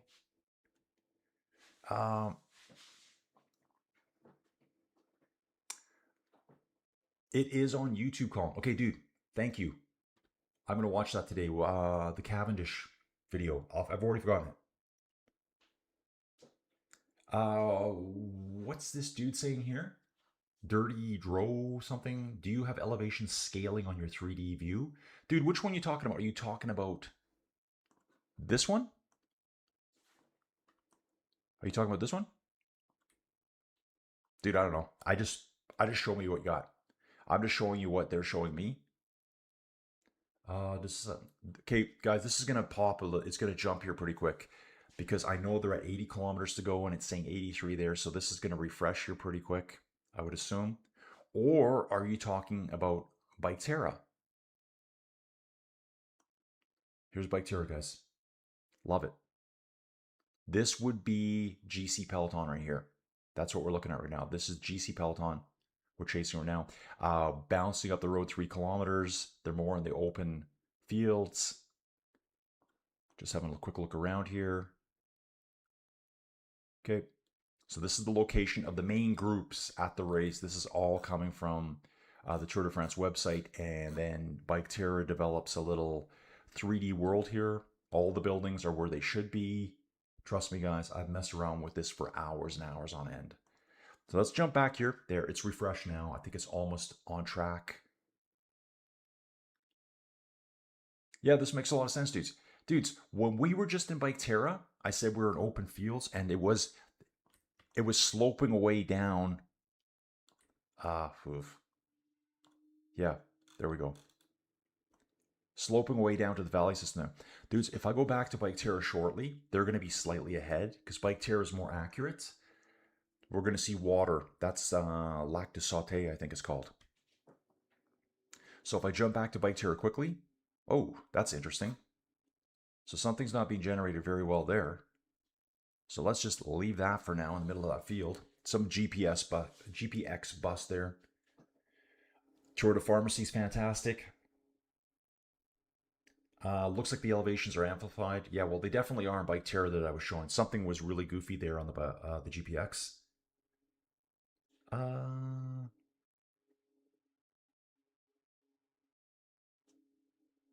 Yeah, as for this stuff here, I'm not sure. I have no idea if these are what you called amplified, what the scaling's like. Yeah, what we're going to do... Oh, dudes, we're getting dam action, maybe. We might get some dam action here. Once I see the Peloton here, the break get a bit closer. I think they're about 500 meters up the road from this location. Yep. This is slightly behind. This should refresh here. 79.2, Flow Bikes is saying 7.1, so about 1 kilometer behind. I'm going to jump on board into Bike Terra, and you're going to see the lake. Plain as day. If Pedersen becomes a GC guy, he will be a stress to teams like UAE or Visma. Absolutely, dude. And he loves to go on the attacks. He's not afraid to put it all out there. Like a lot of the GC guys are. It's just the GC style of riding. Don't do anything crazy. Don't do anything crazy. Sit and wait, sit and wait, sit and wait, sit and wait. Now attack.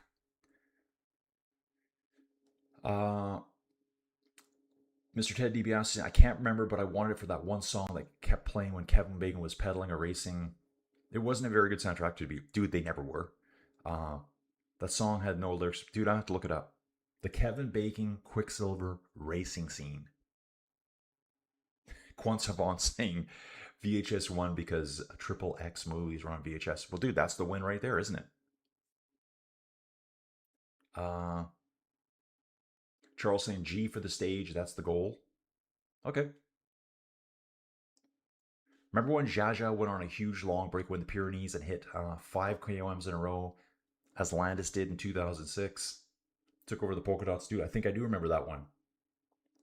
Addison is horrified. Yeah, with Sharks talk. Oh, she remembers. She remembers. The Google Earth. Dude, I don't really know. Dude, this just comes from... I'll show you where I am. So we can come here. This just comes from Tour Tracker. So obviously this cross-sectional view here, the profile, it's all exaggerated. It's all exaggerated. Like, they're not like that. Brain just stopped working for a second there. Red Bull on the front here. One UAE rider. Groschartner again, I think. Poggy sitting 8th, 9th wheel. Del Toro right behind him. Then the Decathlon boys. Jordan Jagat's team is back there. The balance of the Lidl Trek boys. So yeah, that's all exaggerated completely. Vertical exaggeration is what it's called. Sometimes if you don't have vertical exaggeration, you can't even see the bump. even though it is a big bump for us. But I'm using this 3D view here. I'm going to actually spin us down a little bit. Dude, I don't know. Like when I look at this here, I'm like, yeah, that kind of looks like the mountains. If I was somewhere in the world, I'd be like, yeah, the lake's down below, the mountains climb up in the background. It doesn't look crazy to me, just from a first glance. Dudes, now that we're here, getting close to the water, I think they're a little bit ahead of this part. We're going to jump to Bike Terra. And I can see on the map already that that lake's down below us. I'm going to whirl us around, and there's the lake down below us. Beautiful looking lake, dudes. Let's close that up a little bit. So this is where our leaders are right now. Leaders are highlighted with the green here on Bike Terra. I'm fighting my way through the trees there. We won't see the chasing group because they're too far back now, but we're right alongside this lake. This is the location, rough location, just say that. It doesn't tell you the location of every individual rider in that group. We can bounce back to the peloton. This is Isaac Del Toro. It's saying on screen right now. And we should see the lake on the... I'm going to spin the map, and you're going to see the lake on the right-hand side of the road. Way down there. There you go. These buildings you see, would all be real buildings. If I was to zoom in on the map down below that you can't see because my face is there, you could see the individual location of each building that it's generating. I would say some of the foliage, the forest, obviously is not tree per tree. Makes sense. Dudes, we'll jump back here. Cool. So at the peloton there, we were looking down to the right, looking at the lake. And on the map, I could see they were riding on the far side of the lake in the breakaway group. Going up some little bumps, you guys. Definitely not super flat here. We're hitting the lake level, climbing up away from it. We will resume tracking there. Hopefully that guys gives you an understanding of what's going on. Oh, someone said there was an awful crash. I missed it. Awful crash. They do have a Tudor rider here now. This is 193. He's trying to ask to go to the medical car. Picnic post NL team cuts him off. He's like, come on, I'm trying to get across here, bro. Marco Holler. If it was an awful crash, he doesn't look that beat up. I don't really see any major injuries yet. Spraying his right knee, so he went down on his right side. So I think when the camera flips to the right side, we're going to see him a little bit shredded.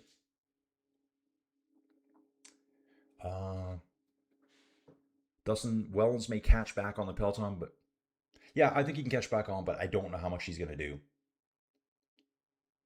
Yeah, that's the thing too, guys. The only way this is going to work for Remco and any of the other riders, they got to feel good too. There's obviously a sickness in the peloton. Has it spread to anyone else? How are they feeling? Maybe Remco has the shorts. If I was Remco today, I would have came out in white shorts. Yeah, nah, bro, I don't got them. Drew's off to work. So there was an awful crash. The Tudor's crashed. That must be Marco Holler. Looking at him here. He looks good to me.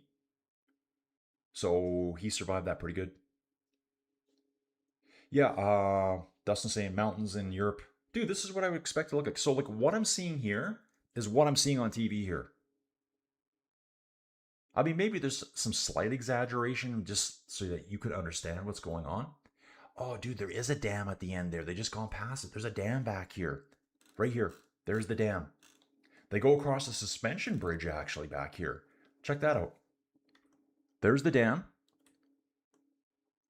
And, yeah, it's... Sorry, not a suspension bridge. It's just one of those bridges. There's wires going across from the electrical generation here for the super low-cost electricity that the French get compared to what I get. Yeah, $350 a month through the summer, $500 to $600 a month in the winter, guys. Yeah, thanks for all that low-cost, free solar power. It's just free and inexpensive. The sun makes more energy in 1 second than the entire world needs. Yeah, but it costs so much money. I can't afford it. Off that topic. Yeah, dude, the Rockies are right here. Just right here. So, and I'll be driving through them this week. Sunday. We will be driving through them. Yeah. In fact, why don't we do that here quick, guys? So, dudes, I'll just give you a little quick perspective here. Probably the easiest one to do. We'll just zip into Banff here. Let's zip into Banff. Dude, I've driven this road a million times in my life. Plop your Trans-Canada Highway number 1. There's mountains. There is a big valley system here. I think that's Mount Rundle in the background there. That's what we drive through. There's a bunch of buffalo bison that live over here. Dude, know it well. Awesome. Dudes, you want to see a fun little town? Canmore. Canmore's beautiful. Let's just drop into Canmore. Hopefully we can get on the Trans-Canada here, not the McDonald's. This is what Canmore's like. This is Canmore, Alberta, Canada, guys. The Three Sisters are back here. The Nordic Ski Center for all the cross-country skiing was just back up over on this part of the world here. Dude, you're surrounded by the mountains here. This is kind of the entry point into the Rocky Mountains, Canmore. Jump back here now. Oops, sorry guys, we're way far behind there on the PCS tracking. I haven't been in it very much today. Front group still has 42 riders. Peloton at 3 minutes. I'm feeling like it might be a coffee break here soon.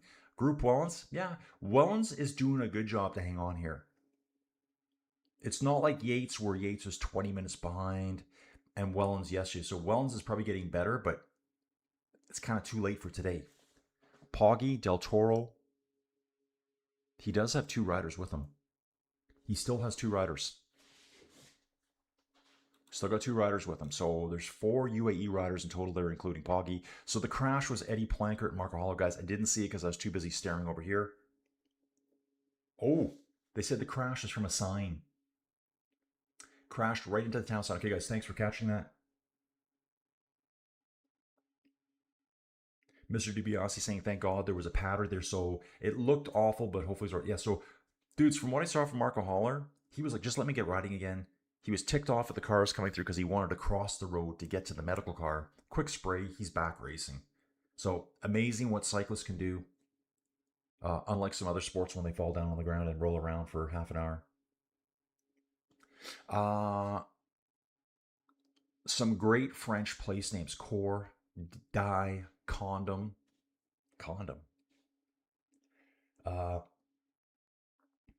Charles saying, had some guys in my grad program that were from Banff. Dude, do you ever get a chance? Dude, I would say Banff is a hot spot to go visit in Canada. Vancouver, Montreal, Quebec City, Niagara Falls. My part of the world, you don't really need to visit. Calgary Stampede's a good time to visit if you like craziness. Red Bull on the front now. It's Red Bull, 1 UAE rider, and then the Red Bull team. So, can they do anything to Poggy? Is Poggy weakened at all? Dude, he's such a strong rider. He'll just use the Red Bull team. When his team fails and falters, he'll just become part of Red Bull. Just ride with them. They have to break him. We've got Marfori here saying the GOAT. He's got a little goat symbol there. 70 kilometers to go, dudes. We've covered 57 right now. We still have 2,100 meters of climbing here. Villa del Corps. That's where we're at. Ville de Corps. Ville de Corps. That's where we're at right now. Got the straw bales stacked up there. Small straw bales, it looks like. Not the big ones.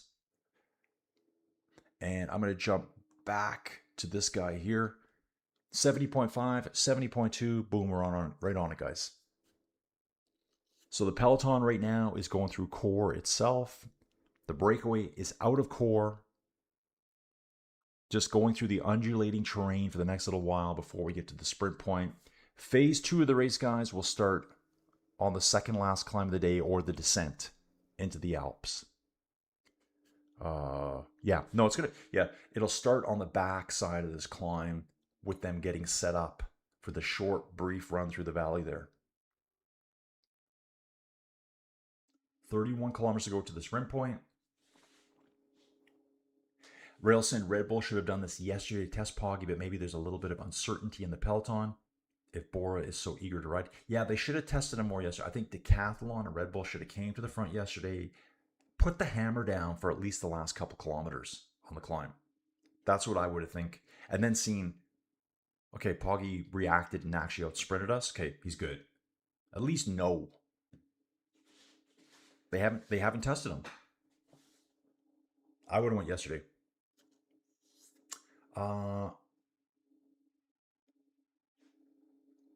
Dave's saying you can ride for 2 hours straight and not even see, I think maybe a moving car in places is what he's saying. The Niagara has some great roads for riding. Dro, we're gonna say Dro, maybe Dirty. He's probably saving himself for the up. Yeah, they're just gonna wait to the end. Patty Dunn. Dude, didn't know this. We went to Banff and Jasper for our honeymoon years ago. I took my downhill kit and asked to go on a day trip to Whistler. Oh, look, a place to ride mountain bikes like mine. Dude, a day trip from Banff to Whistler? It's pretty far. It's pretty far. Dude, from Banff to Whistler, it's got to be about 8 or 9 hours away driving. It's got to be. Maybe less. Maybe you could do 7 or 8. I don't know. Zen is saying, whatever, Red Bull won't recover the 4:30 time gap. It's almost finished. Dude, yeah, I guess if Poggy 10% off is still probably better than every rider out there. So they should have tested him yesterday to see how quickly Poggy reacted. They haven't tested him. They don't even know. But yeah, it's all going to come down to the final climb of the day, guys. With people ramping it up over the climb before that, the Ornon, I believe it's called. They'll be ramping it up there. Here's Mads Pedersen still working. Have a little look around here. That's what we're seeing. Just rotate around. Here's the Côte d'Or. Côte d'Or. And we've come past that lake there. We crossed the dam. Squishing through the valley passes there. Okay, we'll resume the tracking so I don't get too lost. Not sure what I'm looking at there. I'm talking about security at the race. Fans everywhere. Dude, it's going to be nuts on the Alps. Going to be nuts.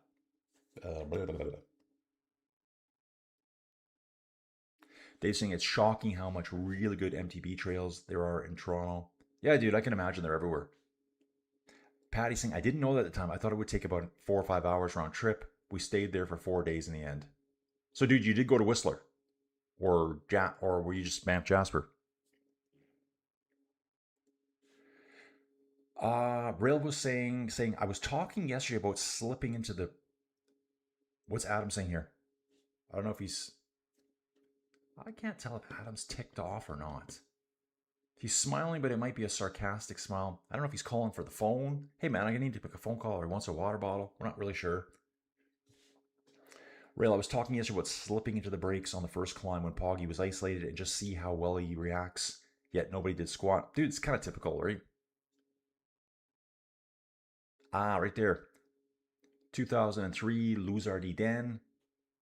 I think the Luzardi Den is a dead end climb. Mountaintop finish. Ben Healy. Is that Ben Healy? I'm not sure. No, Ben Healy I think is further back. He is further back. I'm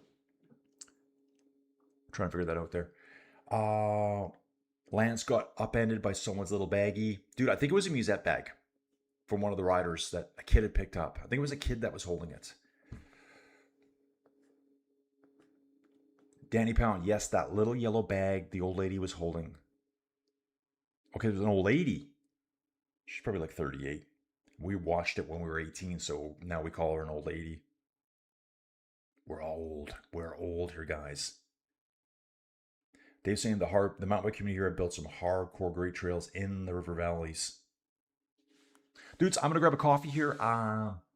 We're 28 kilometers to the sprint point. We're 66 kilometers to the finish.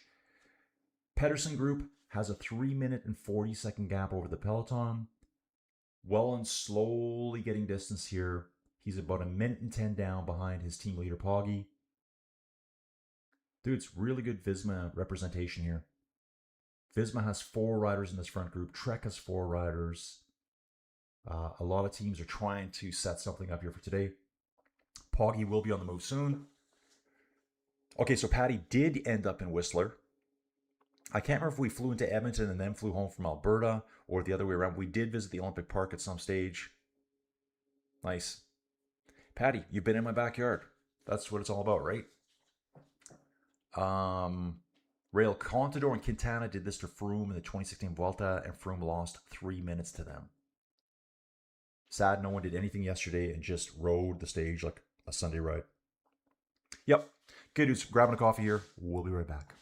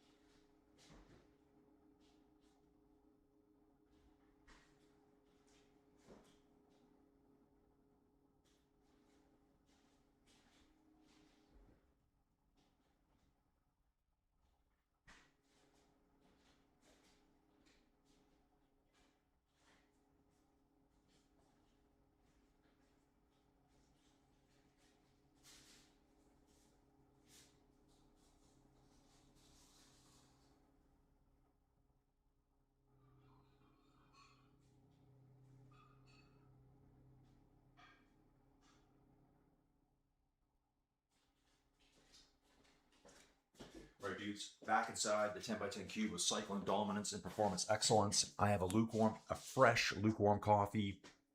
Man, I need it in a microwave right now. Okay, Dave's got it. I remember being a little girl. Colin, 2003 was a 13-year-old girl. Bag was a caravan giveaway that caught Lance's bar. The poor kid was traumatized. Lance did not blame her. He knew it was a freak accident. Yeah, I remember Balmayo being right beside him too. And it was Ulrich up the road who waited for him.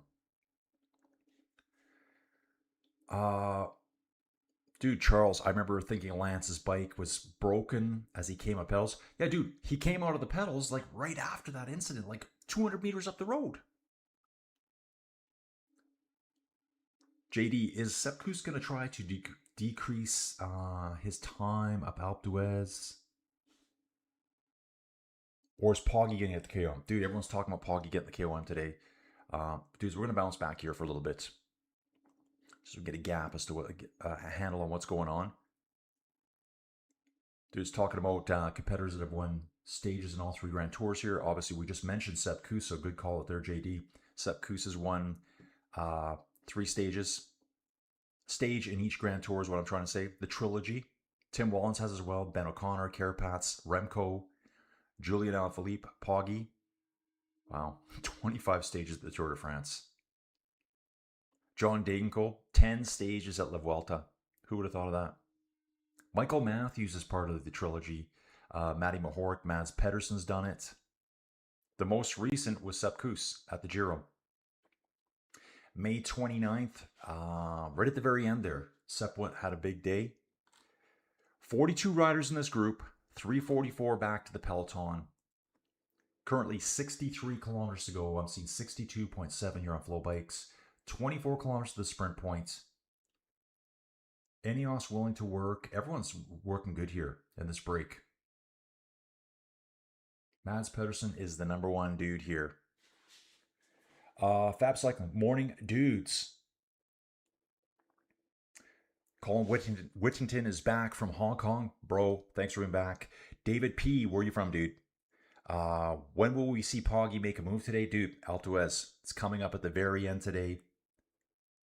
Dudes, it's so amazing. You're seeing these flat valleys, flattish, with the farmlands and then the mountains just jumping up everywhere here.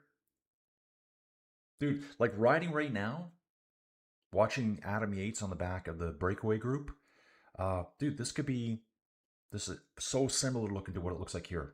I always get fascinated by that. Like here we are 10,000 kilometers away, whatever the distance is. And it's the same, just the same.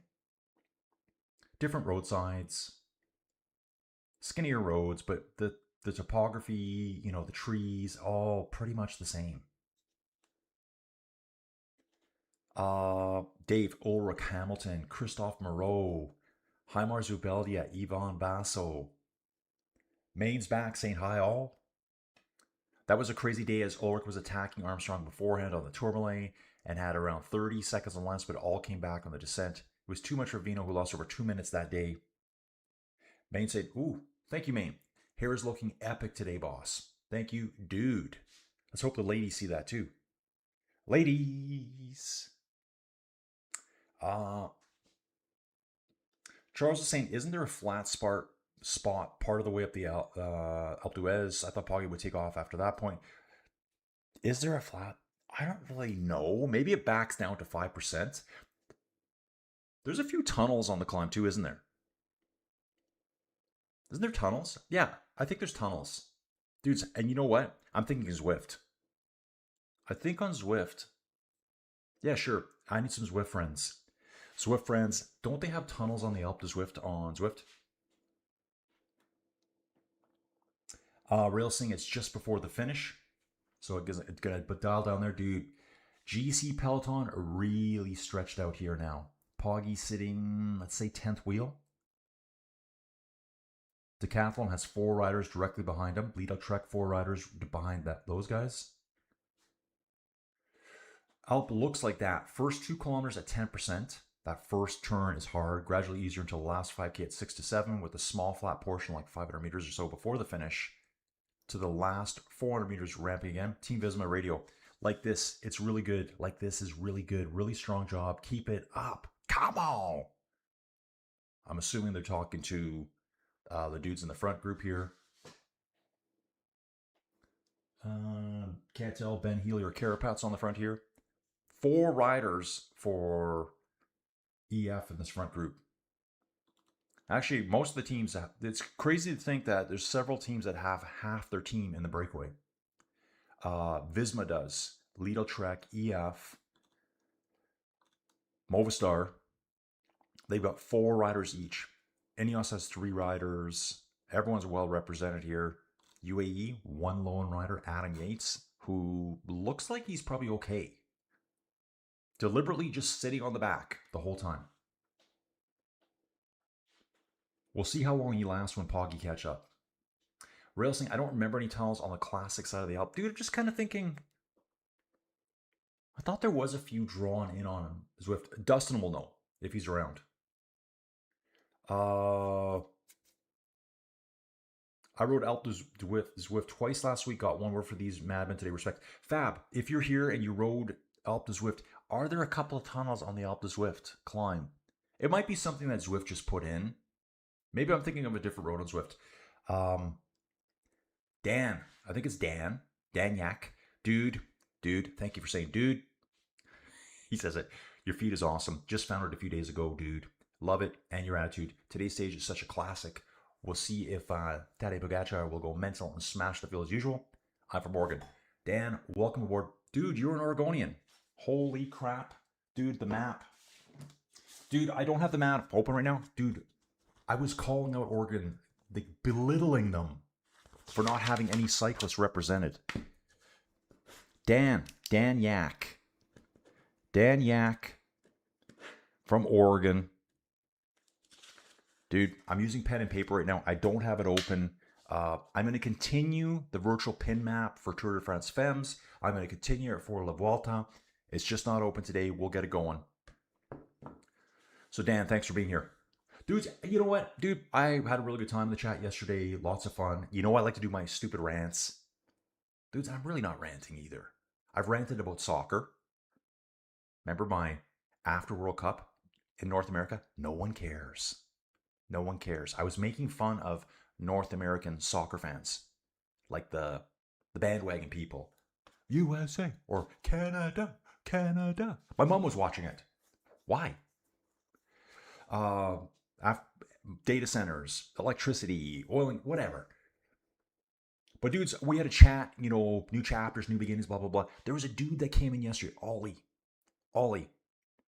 And he said, dude, this is exactly what I need to hear right now in my life. Dude, I thought that was one of the best comments yesterday. So, dudes, everyone goes through struggles.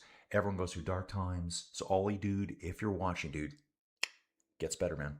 Gets better. Rail saying Zubeldia is an absolute legend.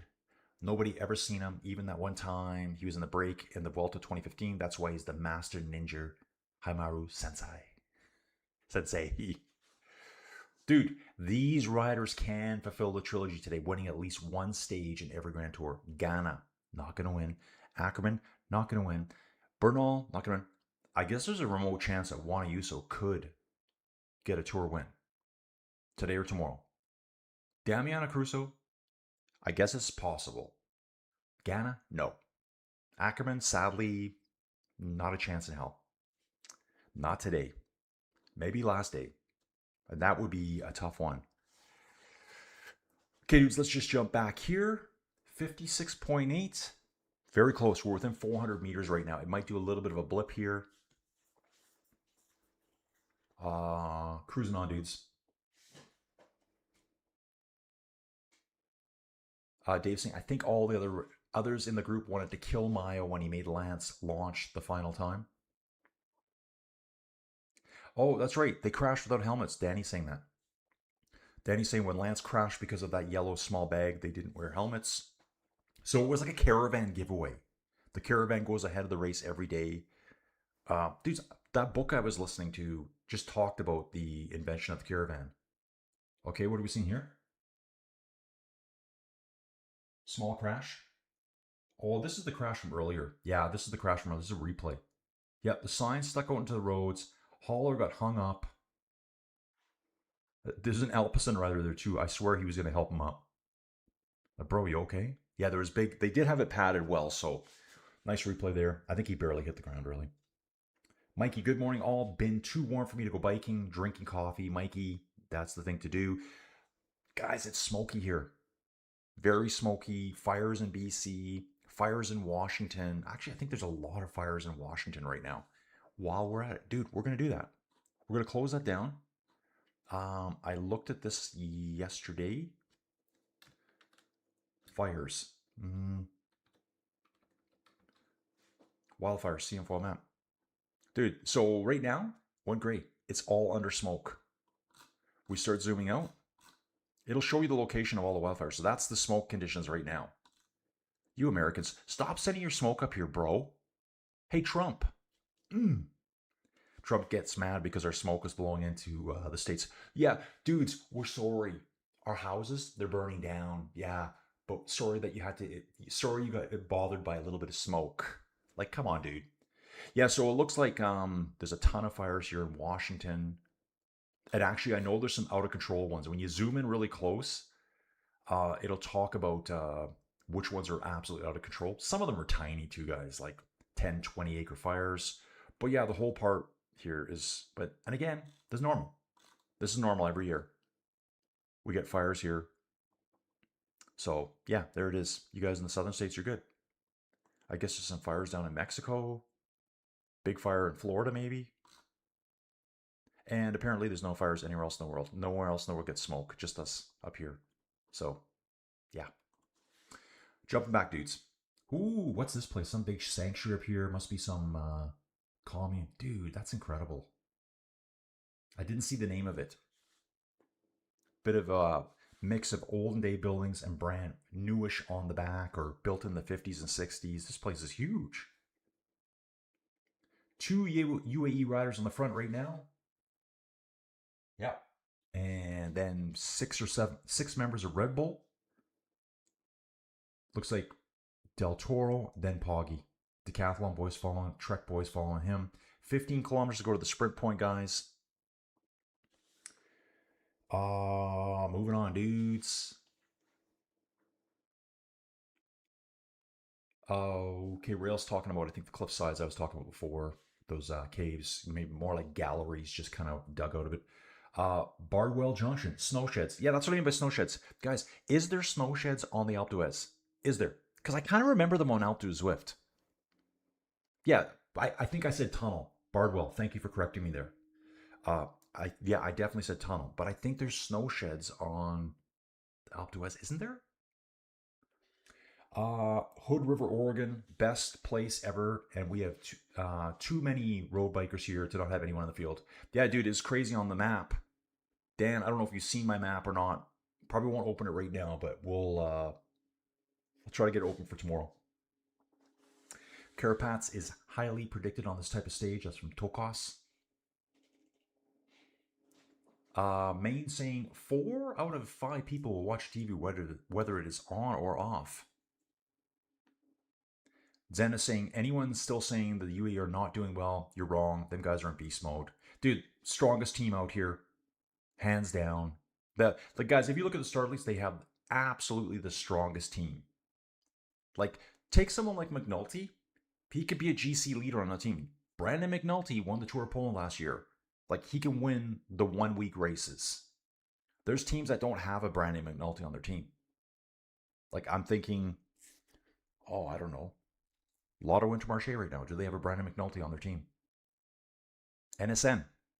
They don't have a rider quality like Brandon McNulty on their team. They got Binyam, but they don't have a Brandon McNulty. And he's just one of the support riders on the team. Hands down the strongest team. They should do well. It's just kind of interesting today to see if they're beat up enough to make it maybe, I don't know, call it a closer fight, a fairer battle maybe. I don't know what you want to call it.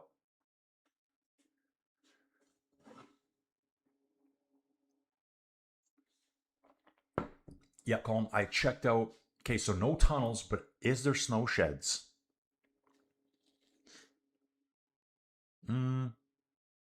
Yeah, dude, I could be thinking of a different climb on Zwift. I really could. I haven't been on Zwift for quite a while.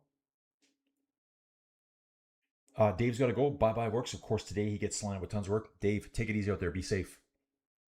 64 degrees Fahrenheit in Maine this morning. Always biking weather. Dawn's going to celebrate this Saturday with a s'mores Pop-Tart and hit a steaming cup of Sanka. Ooh, Zenith says a Visma guy just abandoned. Okay, I've missed that. Is the Visma rider sick? Dude, we're watching a little portrait of Sebastian Berwick rider here. We've got a live feed as well. Canadians need to rake the forest, Yeah, send 4 guys out, start raking. You'll be done in about a billion years.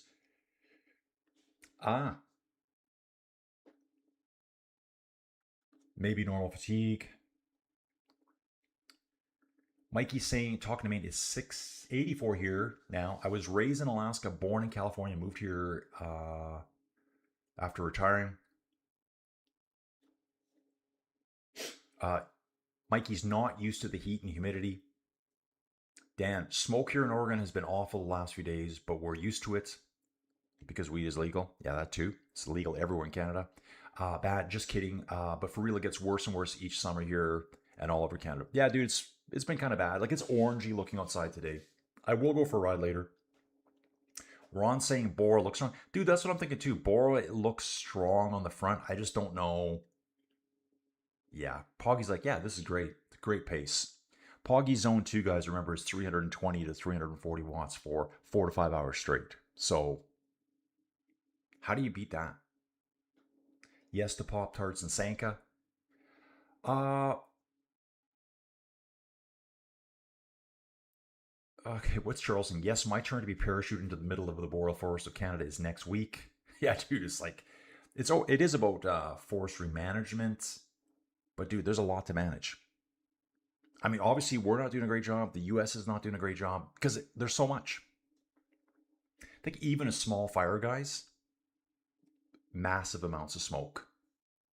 Just a small fire. Like small, a few hundred acres, which is actually pretty big, but it's really not in the grand scheme of things. Oh, look at this comment. Dan here. Love to see Carney and Trump race bikes as who actually can make it 100 feet. Guaranteed Trump craps his pants mounting the bike. You do probably. Maybe Carney's fantastic on the bike. Maybe I shouldn't hate him.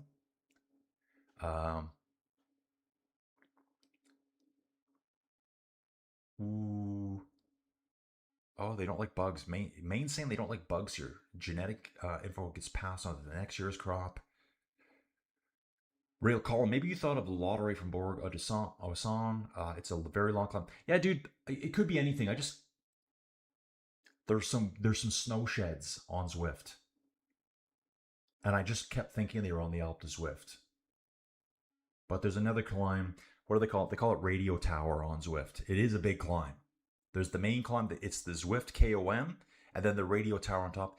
I think maybe the snow sheds are on the Epic climb, as they called it. So guys, you can ride the entire Alpe d'Huez inside on Zwift. They call it the Alpe d'Huez. You can also ride it on Ruby with video the whole way. Yeah, meanwhile, Carney is taking a dump on Canadians. Yeah, guys, wasn't there more tariffs? I heard Trump hit us with more tariffs. Whatever. Carney's going to try to react, whatever. Patty saying Ireland is on fire at the moment. We have wildfires, mostly heathland. We don't have the forest cover, you guys. Heathland, is that like where you guys chop all the sod out of the ground to burn? Is that what it's called? What's the stuff called? They burn, they kind of harvest it. I think it's methane rich sod, and they pile it up into these little pyramids. They let it dry out. Astana Team Radio. Okay, so you made the right turn. You now have direction with tailwind all the way to the Alp. It's looking really good. Harold. I guess they're cheering for Harold Tejeda here. Dude's going to zoom out a little bit here. So tailwind all the way now. Dudes, they're just kind of trucking all the way up here. There's our breakdown below. Peloton chasing them. Sprint point coming up here in the distance. Le Perrier as they move through. Wow. After Le Perrier, we hang a quick left turn before we take on them. I think the race will take off right after the second category climb here. Guys are going to want to get into good position, maybe get a head start on the Alp here and see how the rest of the peloton reacts to it. Going to jump back again here. 9 kilometers to the sprint point. We have 47.5 kilometers to go. Rail saying tomorrow the guys will be descending Lottery to the Alp on the way down from the Galibier. Yeah, dudes, tomorrow we got the Telegraph and the Galibier combo. We have 3 HC climbs tomorrow. Today we have 1. Tomorrow is a much harder day than today. Who's this dude? Philly. The U.S. need to tax anything on this because they keep causing pollution because they don't know how to control fires in Canada. This already happened once before.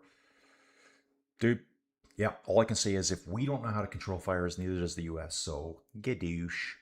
Both countries. Dude, how do you control forest fires? What do you do? Like, what do you do? We had the wicked water bombers. We need about 1,000 of those water bombers each country.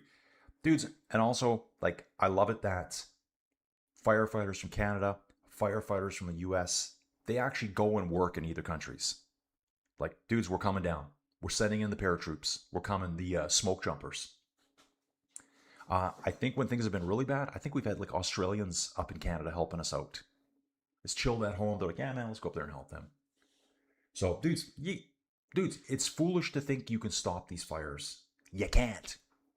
You can't. 60 mile an hour wind, a fire, lots of forest. You've got a better chance of beating Poggy on the climb than putting those fires out. They just need to burn out somewhere. Mother Nature is hard to manage. Thank you, Ron. You're not going to beat Mother Nature. Anyone seen AOC on a bike ride through New York? Haven't. Dude, all I know, though, she thinks she's hot. AOC thinks she's hot. That was one of her comments one day. They all want to date me. Like, what? Who says that? Yeah, hit the like button again. Let's hit it. Colin, this is from Rail. 7 kilometers to go to the sprint point. We have 1 rider from EF up the road right now, guys. Hang on. Nope, off the back. You can see the group in the distance here. Yeah, 17 seconds back, 18 seconds back from Mad's group to a lone EF rider, it looks like. 4:15 to the Poggy group. It's almost 7 minutes to Tim Wellens. I'd love to see Tim get through this. Lottery is just to the east of the Alp on the main road to Briançon and Italy. Maybe you'll just recognize it unless it was just a Zwift invention. Dude, I'm probably just putting the Alp to Zwift together with the Epic KOM on Zwift. There are snow sheds on that one. I know there is. But it's probably the other climb. Peat. That's the word I was looking for. Yeah, Pete. Look at all these guys just throwing peat at me.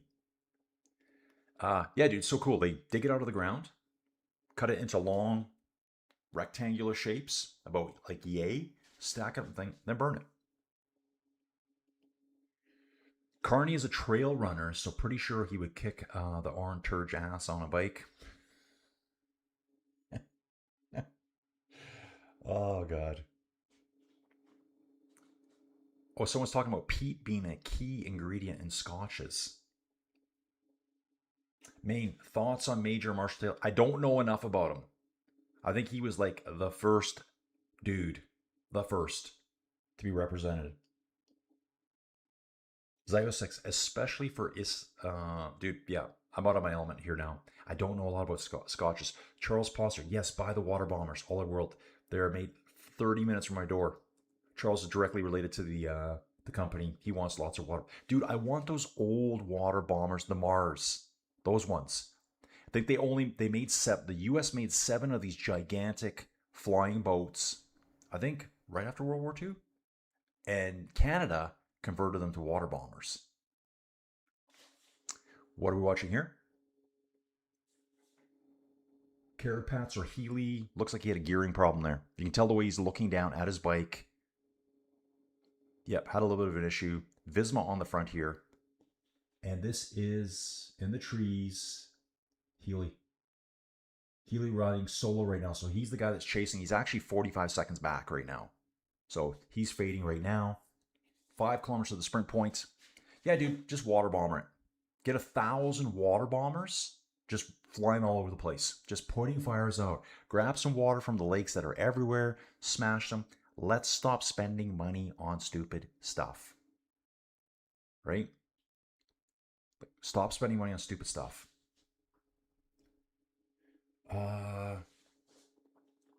Yeah, dude, they're called wildfires for a reason. They happen. Lightning strikes. I guess if we're going to control lightning, harp? Harp, anyone? Let's get into that. Let's get into harp. Unless you can control lightning strikes and idiots throwing cigarette butts out the window, there's going to be wildfires.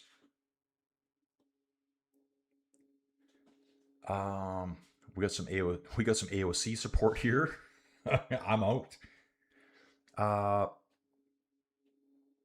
Philly, I do have a lot of sports betting. The Democrats have a lot of weak candidates. I can't believe this is one of the favorites. Dudes, I hate politicians, but I love watching the debates. Yeah, dude, it's fascinating. It's quite rammy. Mr. DiBiase, giving those arsonists life sentences would curb some of these wildfires. Also, a lot of ours are caused by people. Yeah, dude, they've arrested guys. Dude, what happens is climate change, and then they find out later that some arsonist set 12 fires, and then it's like, oh, no one talks about it. Just shh, shh, shh. We don't talk about that anymore. We don't talk about it anymore. Dude, it's mostly people doing it. Yes, does it help that it's a bit warmer and drier? Yeah, that doesn't help. But if the fires weren't started in the first place, it doesn't matter how dry it is, right? It does matter, but Philly's saying he's got... Dude, you can sports bet on politics. Is that true? Philly's saying I got like 10 grand on multiple candidates. Dude, seriously, Philly, fill us in here. Phil. Maybe it's just Phil. You can sports bet on politics. Are you kidding me? Well, I guess, dudes, these days, you can probably bet on anything. What's the chance of me not stroking out in the middle of this YouTube video? 41, just under 42 kilometers to go, guys. Sprint point is only 3 kilometers away. Mads Pedersen for the win.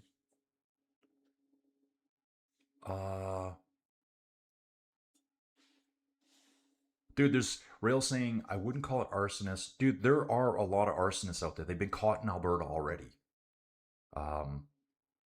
It's mostly human negligence, but I would like it if they are prosecuted as arsonists, but good luck finding the culprit. Dude, some have been caught here. Mr. DiBiase saying, Rail, they caught the guy out there that intentionally started that huge fire. Dude, I've known cases here in Alberta where they caught the people setting the fires. I don't know what happens to them later. Probably a quick slap on the wrist. Bad boy. Yeah, as they burn down thousands and thousands of acres. You can see the sprint point on the map here now, guys. It says 40 riders left in the break. If I recall correctly, there's at least one 747 that's been converted to a water bomber. Dude,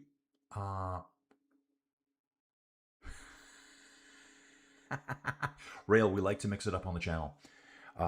He's saying no harp. No harp. What about DARPA? Let's talk DARPA then. Yeah, dude, let's get a bunch of old 747s as water bombers and just smash it instead of funding weird research topics in countries that are outside your own country. How about that for an idea? How about that? Canada does it. I'm sure the US does it.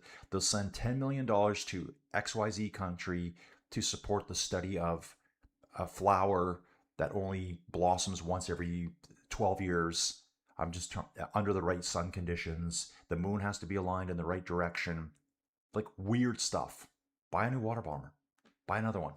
Buy another one. Or just expect it.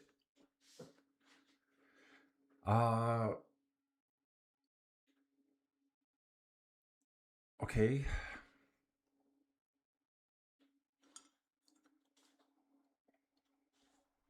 Well, yeah. Of course not. But dude, there's probably multiple arsonists. There's also lightning strikes. There's also smokers. Oh, I'm gonna throw my cigarette butt out the window. Dude, prosecute those guys.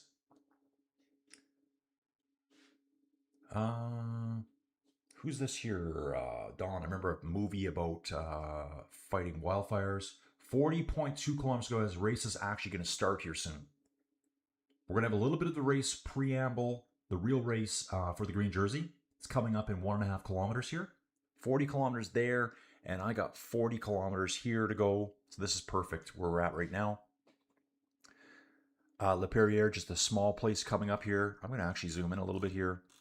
You can see it's not a very big place. You're bombing along your bike, you're through town in 30 seconds here. Just a little bit of straight out, one corner, and you're out of town. Got the cemetery up above the town here. Here comes our 40 riders now. Remember, this is going to be slightly ahead of flow bikes. See what kind of action we get here. Mads Pedersen has 477 points. I'm sure Pedersen's just going to roll to the front, accelerate a little bit. Here, I'm going to jump back here for now, guys, just so we can get caught up on all the data. Lidl Trek coming to the front now. This is their job. They'll haul Mads Pedersen. He'll put in a little bit of a blurb of speed. Just blip the gas pedal a bit. Roll across it. Oh, that's a good one too, Justin. Hot catalytic converters on your cars can ignite dry grass. Aha. Yeah, your little platinum thing on the back. Yeah, hot. If you drive through some deep grass, it can light it. Dude, I've seen fires start from like buildings, glass buildings, just reflecting the sun rays down there. Patty Dunn, dude bet on the president's speech recently and got caught as he was the one operating the teleprompter. Huh? Oh, wow. Phil says I had money on the last two previous elections. Dude, I didn't know you could bet on U.S. politics. Vashik, last guy to lead out Pedersen here. Pedersen does his kick. He's got one Jayco rider with him. I don't even know if that's Michael Matthews at this point. Looks big enough to be Matthews. I'm not sure if it is. Is Michael Matthews up there? He is. Matthews is up there. I think it's kind of their job sometimes. Okay, sprinters, go to the front, do your thing. Matthews just kind of followed Pedersen and had to look over his shoulder like, is anyone try to take the points from me? No. Okay, we're good. Looking for the earring now. Looks like a heavier built cyclist here. Who got it? Yeah, St. Pedersen got it, obviously. Jorgensen now. Yeah, Jorgensen slips back. Got a Lidl Trek rider just ahead of him. Looks like a Derek G. It is Derek G. Things are going to light up here real quick, guys. Dawn saying the fires in Los Angeles were arson. Yeah, dude, I think there's way more arson and it gets blamed on something else. Dude, Matthew is celebrating with Pedersen. Like, good job, dude. Good job. You did it. Dudes, Matthews is very similar to Pedersen to me. Like, when we talk sprinters, they're not Merliers, they're not Milans, they're not Philipsons. But Michael Matthews, guys, there's an age difference. Let's look at Michael Matthews. He's 35. Yeah. Mads Pedersen, right here. It's third. You know what? I thought Mads was younger than that. But to me, Pedersen, Michael Matthews, same type of sprinter. Long range, aggressive dudes that are not afraid to go out early. In fact, I want to go back and look at Michael Matthews because he is 35. He's getting up there. Yeah, dude. I should have known this. 3 times won the GP Quebec. That's the race on the Friday before the GP Montreal. He's won it 3 times. 4 stages at the Tour de France. He's won the GP Montreal. Eisborn Frankfurt. 3 stages at the Giro d'Italia. 3 stages at the Vuelta. Britannia Classic. I think I might have done that video last year. Green jersey at the Tour de France way back in 2017. 3 stages of Paris-Nice. Dude, awesome. He's won. Wow. He's never worn.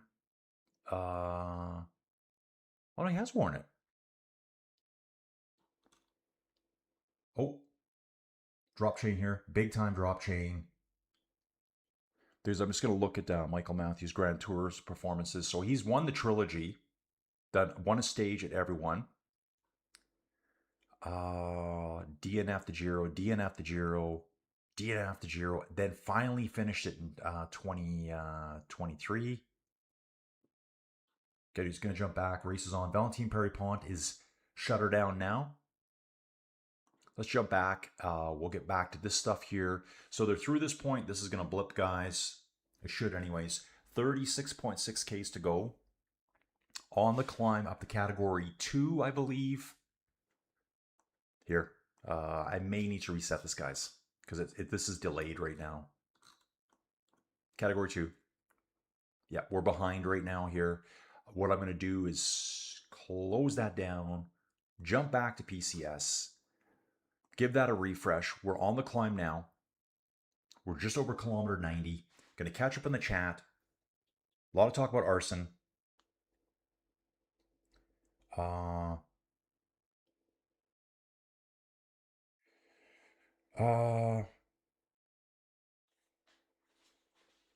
Braille saying, if geoengineering exists, it kind of does, dude.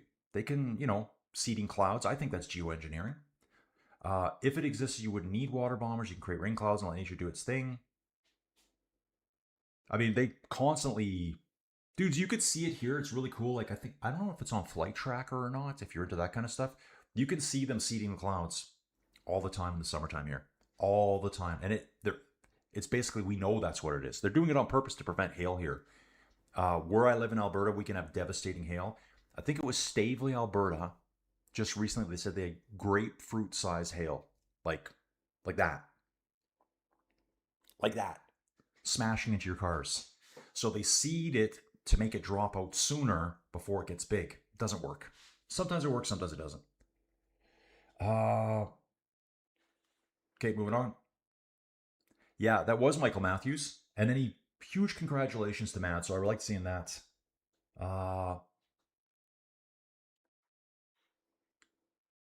Not that donkey need water scoopers, not water bombers. Bombers take too long as they have to land to reload.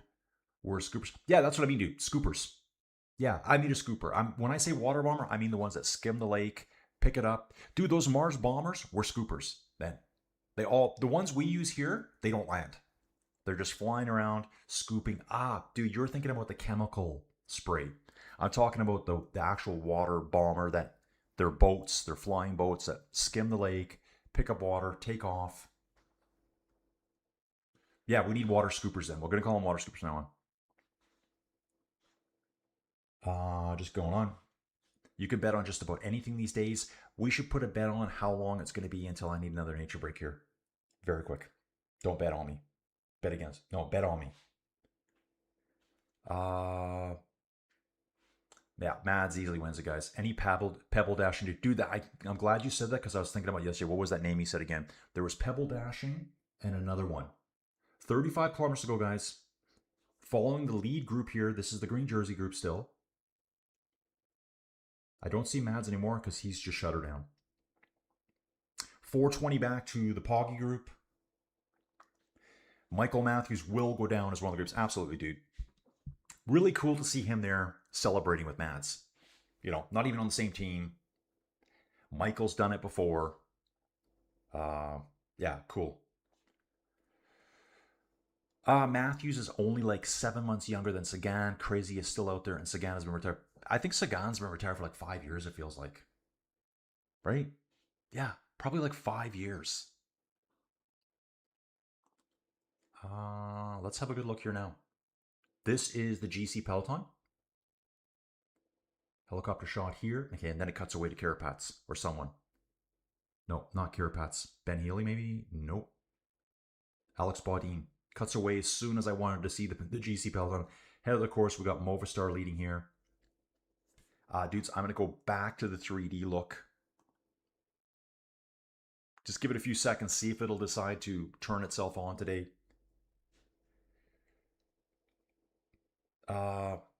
Willem's always here. He's saying, I'm always here calling, just not the chat much. Not missing anything. Love it too much. Part of my day. Willem, thank you, dude.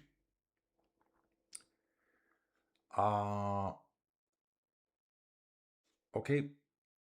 Yeah, I guess you could speculate on anything, right? And it looks like it's not going to reset for some reason right now. I hate when it does this. Like, please reset. So I'll close it again. And I like to just jump away from it altogether and let it figure out what it's doing. I'm going to move on. Cloud seeding can only enhance the rainfall from clouds that already exist. Unfortunately, they can't reverse the drought. No, not at all. Yeah, dude, here we do it to stop the hail. You need those drops. So basically, seed the clouds, make that moisture come out sooner before, because we're over 1,000 meters elevation here. Clouds are even higher than that right here. Calgary gets wiped out all the time by monstrous hailstorms. All of our car dealerships here have covers over them now, because hailstorms would come through and completely destroy hundreds of cars at the car dealerships, brand new cars. Hail damage, very common here. People constantly have their roofs replaced and their siding gets... The hail's big enough, it'll just punch holes through the siding, punch holes through your windows on your house, punch holes right through your windows on your car. So they seed a lot here to kind of control it a little bit. Drop it out earlier.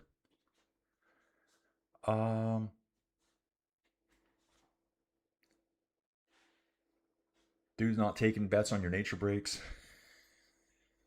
Ron saying Sagan had heart issues with... Dude, I think I remember something about that too. I think I remember that.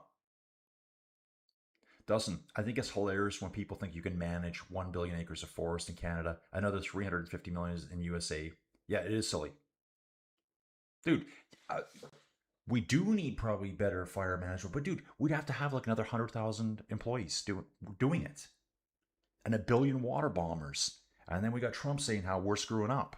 Well, from that map I showed you, we're both screwing up.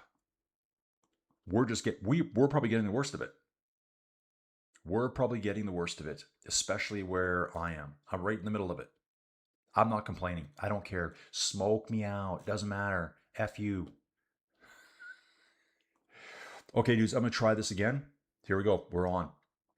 We're on now up to the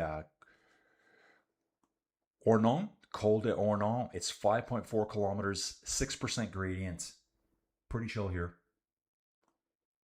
Nothing too crazy. The break is slowly getting whittled down, guys. 27 riders in the break. We got 14 chasing. They're 2 minutes back. Poggy group is at 425 here, according to this map.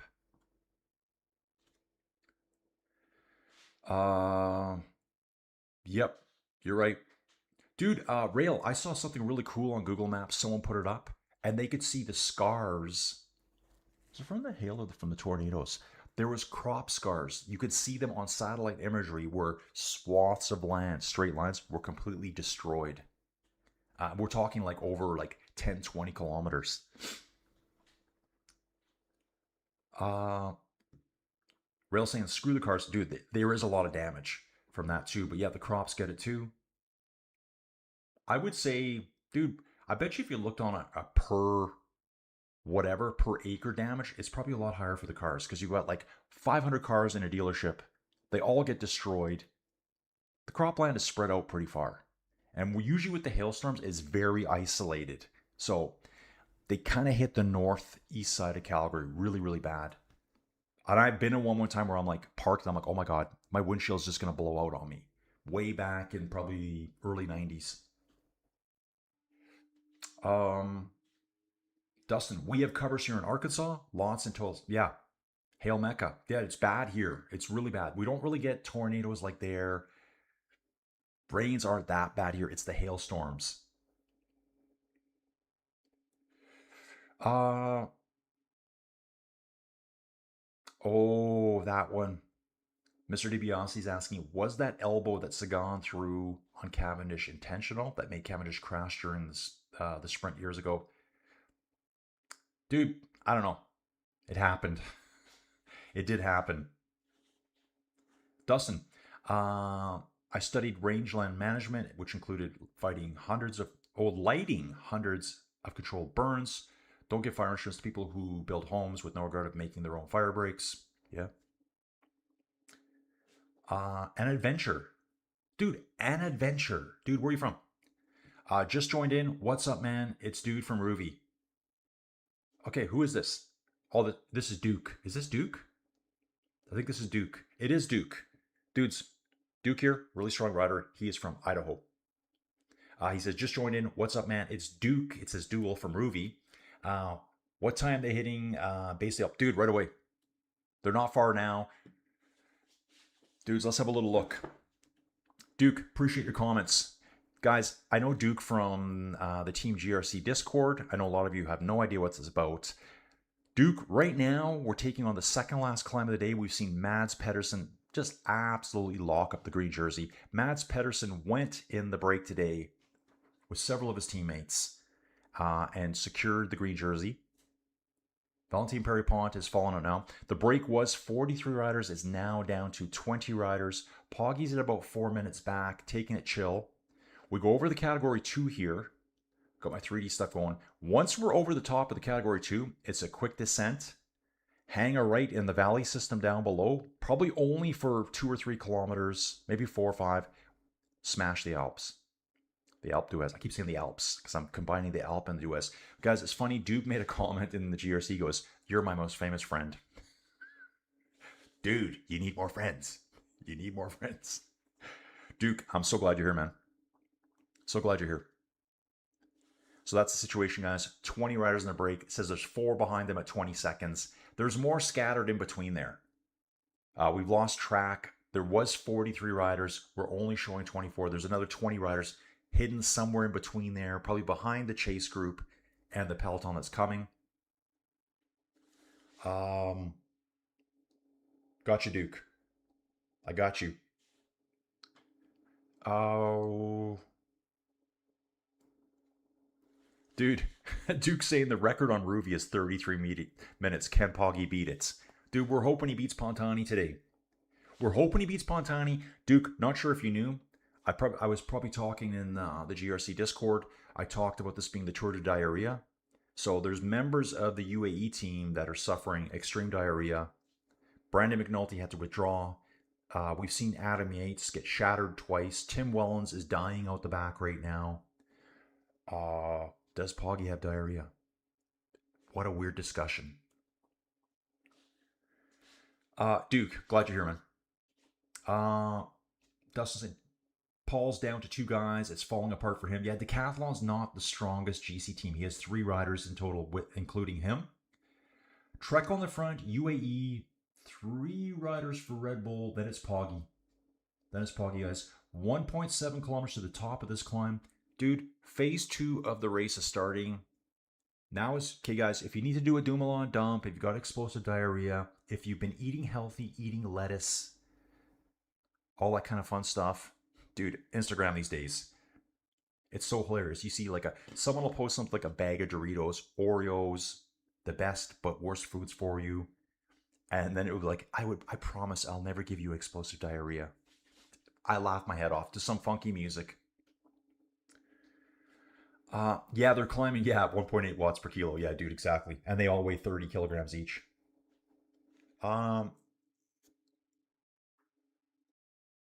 Dawn saying people know me. I'm kind of a big deal.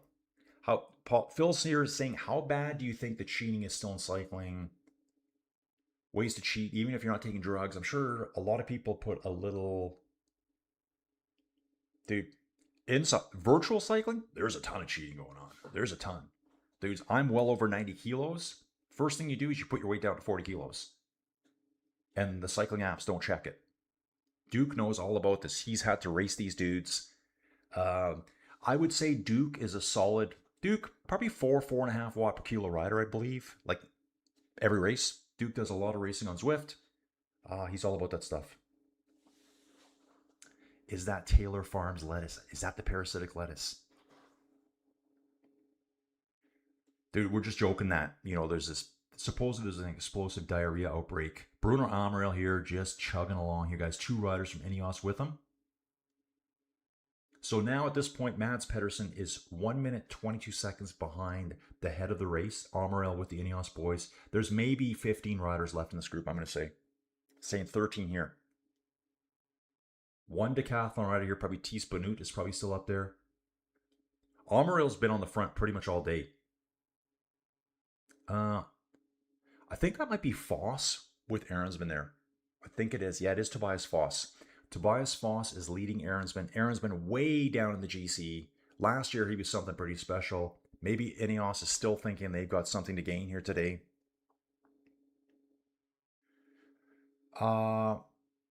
Dustin, looks like it's a 2 to 3 day sickness for you. Wellens looking okay with the sprinters. Visma, come on. In front, we have to commit. Bruno, you ride full.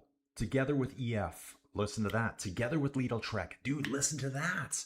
That's race radio from the DS at Visma telling Bruno, you need to work with EF. You need to work with Lidl Trek. Let's go, boys. Smash. Smash it. Koos is in this group. Sepp Koos is in this group. I just noticed him there.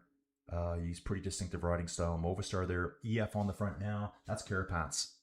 Richard Carapaz on the front. He wants another. Quinn Simmons is still here. Yeah, Quinn Simmons is still here, believe it or not. 500 meters to go. We've lost Perry Pont. Ooh, we've lost Valentin Perry Pont. I forgot about that. I forgot about there's points here. This will be 5 points for Carapaz. So he's going to be eyeballing these dudes. And I'm going to say no one here is going to attack him. Although, looks like a Mr. Martinez might be moving up. Is that Lenny Martinez? It is. So there's no Soudal riders here. They're not going to try to take the points from him. Let's see how chill this is. Carapaz looks back. Dudes, please don't attack me. Just let me have it. Just come on, man. You're not fighting for this. You don't need a block of cheese, a lifetime supply of olives, or whatever it may be here. A local French liqueur that's made in the area that no one in North America has ever heard of, especially me. Carapaz gets a little dig over the top first. 5 points, 3, 2, and 1. Probably Amaral and then the Ineos boys probably scooped up the 2 and 1 points there. Dudes, this is where the race is going to slowly start bubbling. Ron dropped the deuce off a long time ago. Dude, I love that.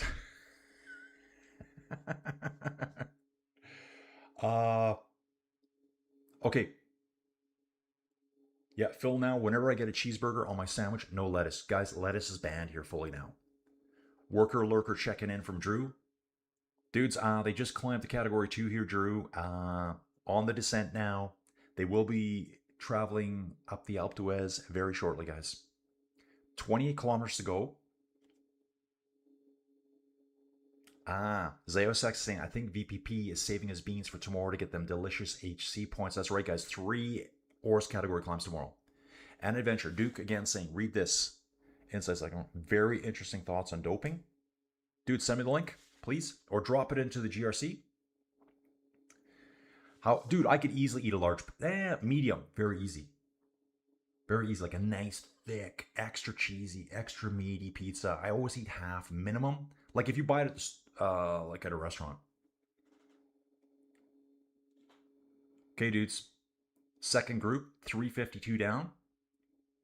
It's got to be Groschartner. Poggy is right with him.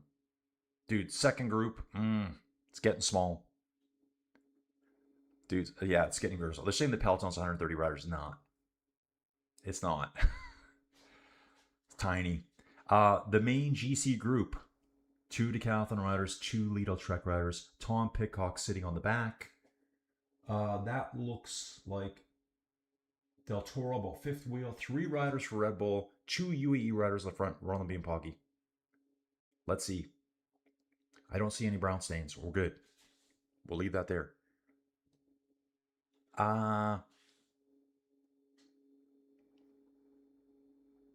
Phil saying pizza's easy. I feel like most people can put down 2 somewhat easy. Yates group 20 seconds down. Elite group of 15. Yeah, Koos is still in that front group, guys. Front group right now is Armoriel, Koos, Catiano, Quinn Simmons, Richard Carapace, T. Spanut for Decathlon, Machu, Ricca, Frickandello. Finally decided to come up and play. Tejeda, Lenny Martinez, Timon Aaronsman. I know I saw Tobias Foss up there. There's a couple other riders there too. Aaronsman is gas from the Giro, absolutely. On the descent here now, guys. It's already broken up. We got 3 separate groups.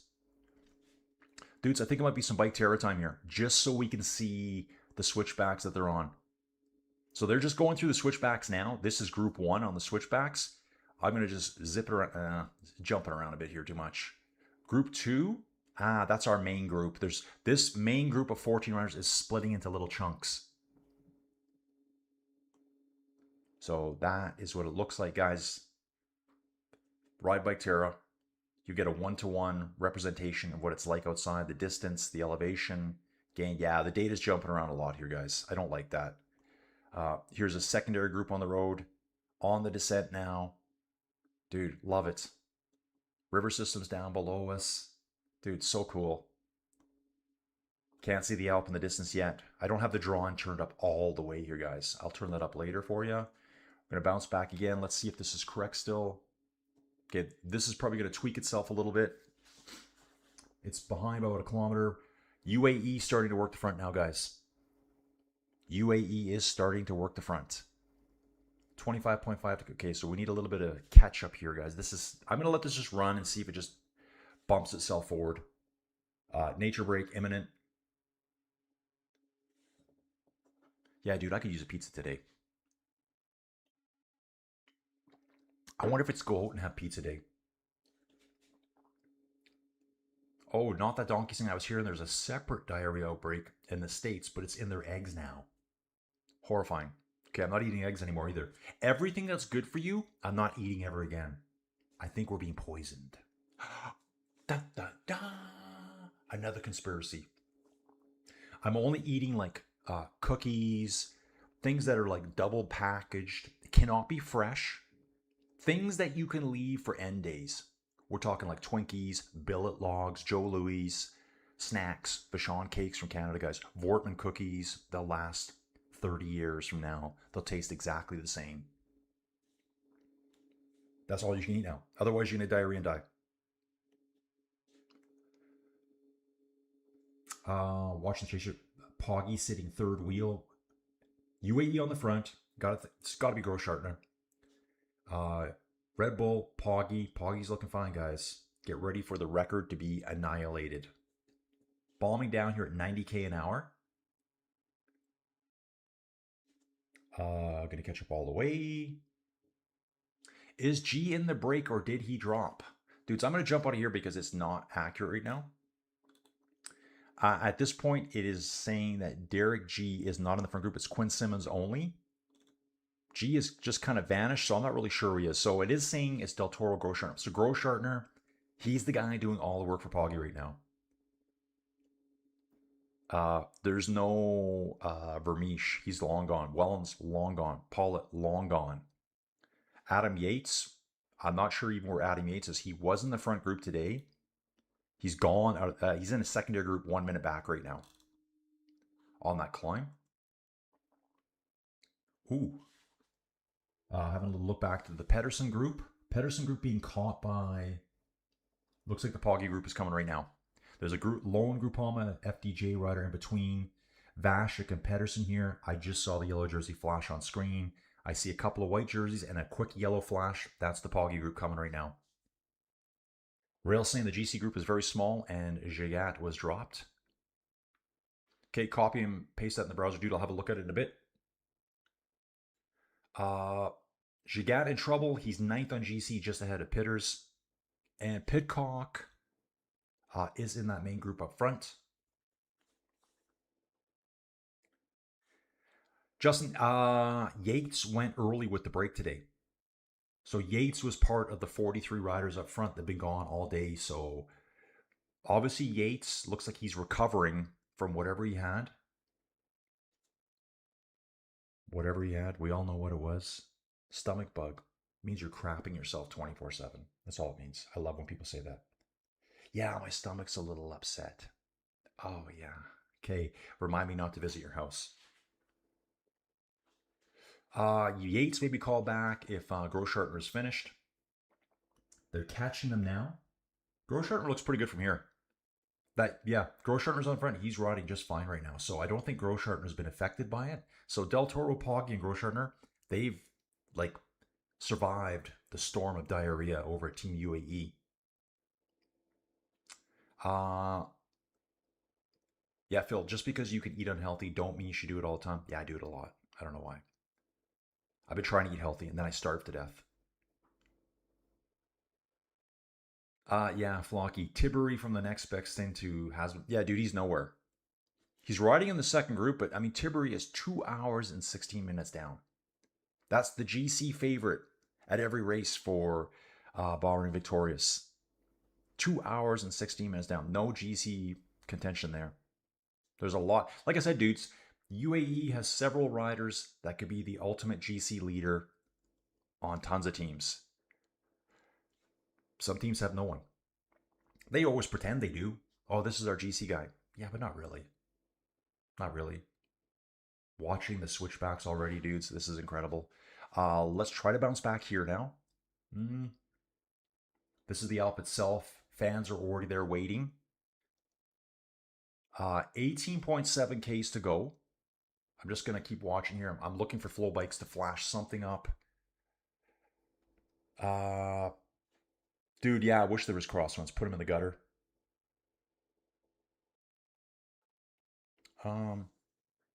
Yeah, Lorenzo Finn's coming eventually. Veloso, it's a shame so many riders happy with their Tour de France positions. Doesn't feel like there's much jeopardy at the moment. I want Remco to attack. 18.8 here, 18.1 there. So we're close enough. Our flow is going to be delayed.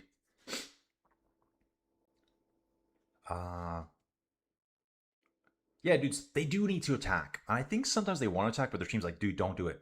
Don't do it. If you blow up, we go from, second overall to fifth. And that's the problem. That's the tactics that come into play. When can you go?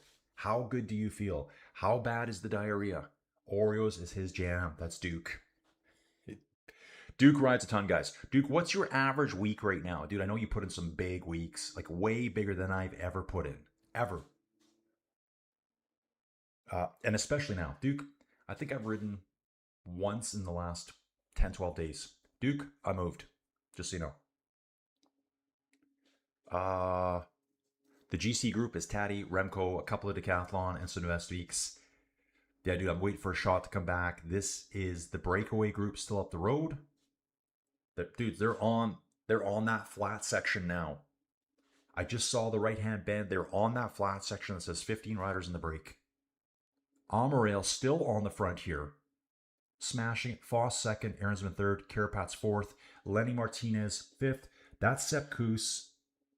I think we got two decathlon boys here. I think. Quinn Simmons still in the mix. And then it gets hard to see who's back there. There's a Groupama FDJ rider, and I can see riders scurrying from behind. So there's a scuttle of riders coming from behind, maybe 2 or 3 riders back there. Tudor and an EF rider. Dudes, bathroom break. We're going full nature break here now. And for the climb, catheter installed.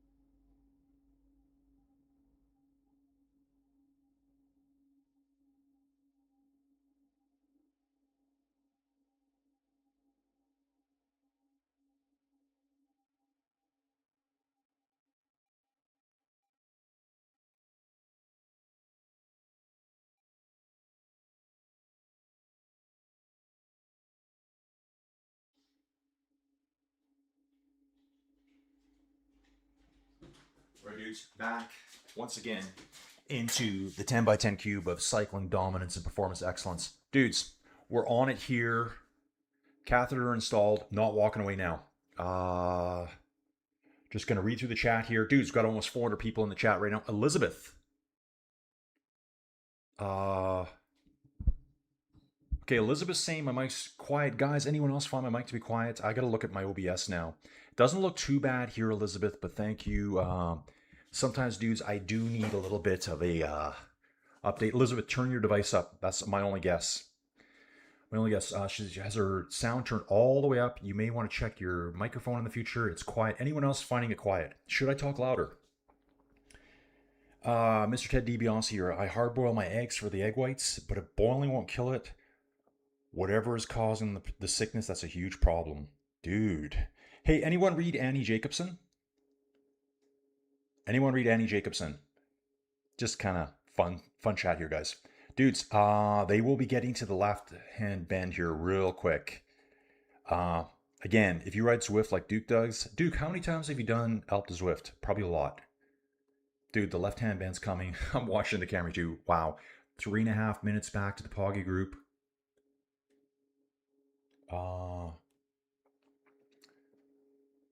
Richard Carapats, Railsing, I sold tomorrow. Lido will finally try to play their 2-leader strategy. Skelmos and Ayuso on the break.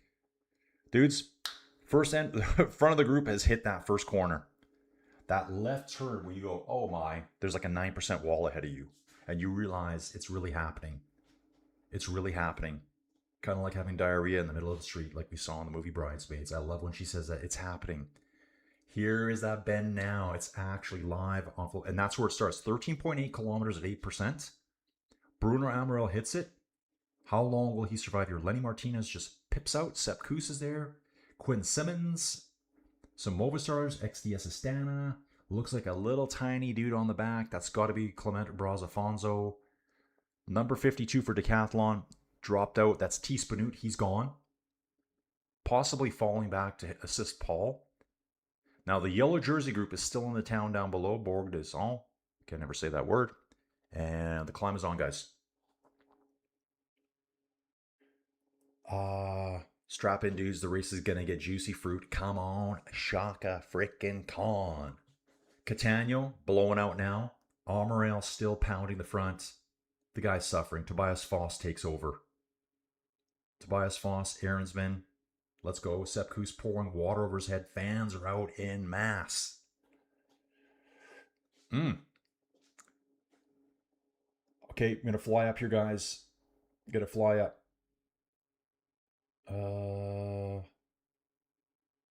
Busy morning here from Jeff. Yep, 400 people. Guys, I was busier yesterday in here. It's kind of weird to me. An adventure. What a beautiful view coming down that mountain, huh? Duke. Okay, he's answering now. I'm reading this here. Duke, I've been putting in 25 hours a week. I train like a pro, but I'm a 40-year-old dad. Duke, and you also do, dude, I always forget, bodybuilding or weightlifting? Were you a weightlifter or a bodybuilder? I think, yeah, you're one of the two. Kind of the both. Now, pro cyclist. Duke saying, you see the video from GCN with the My Whoosh world champion, Osborne? Probably Osborne. Sports guy doing Alp. They just published it. Dude, I haven't seen that. I should take a look at that. If it's My Whoosh, that would be James Osborne, who used to ride for Alpecin de Koenig. Yeah, before they became Premier Tech. He used to be a world tour rider. Dudes, check this out here. Fantastic. I love it. Gonna zoom back in here. Dudes, we might flip some Bike Terra here just so you can see it. Okay, guys, we're doing that.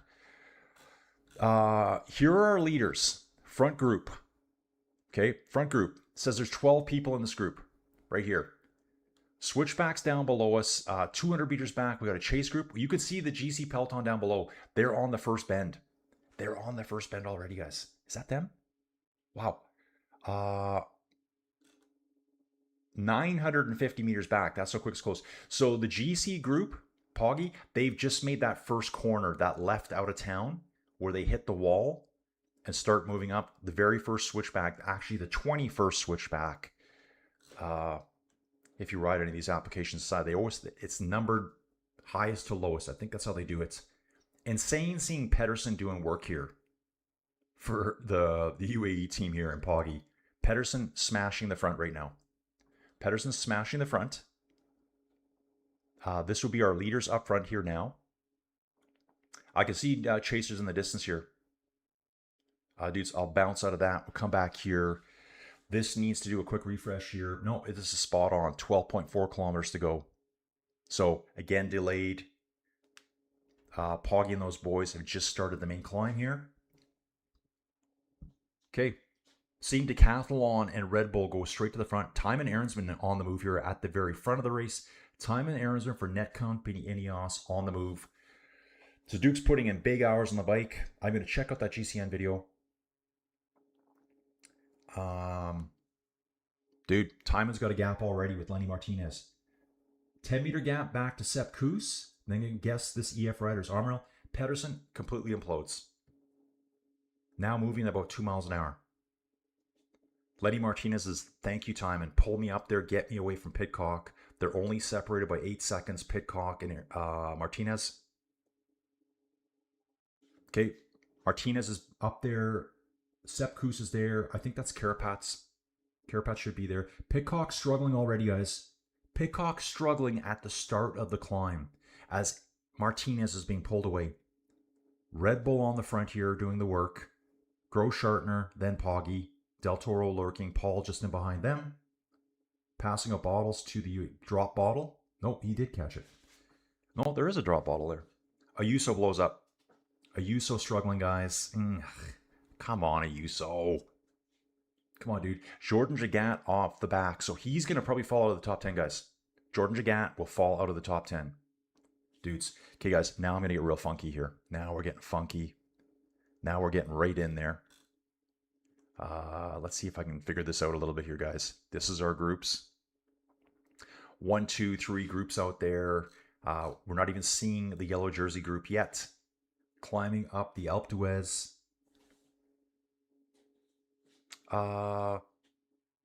Jeff says his program is called The Careless. What is The Careless Whisper? Dude, I listened to that yesterday. Dude, Jeff, how funny is that? I listened to Careless Whisper yesterday. Insane. Yep, bang bang time has commenced, guys. It has commenced. Don saying the sound is a little bit low in his earbuds. Dude, I've got the mic jacked. I got OBS jacked. I can't get any more jacked than I already am. 3 minutes back to the yellow jersey. Poggy takes over, guys. Poggy assumes the lead here. Dudes, he's going early. Poggy starts at 11.8 kilometers from the finish. He's going. Got a decathlon rider second. Maybe that's Prudhomme. And I think Remco has the sunglasses up, so it's hard to identify him right now. Poggy just slowly drifts away, guys. Diarrhea. I think it's evacuated already. Okay, decathlon rider waiting for Paul right now. Now they're going to have to start reacting here.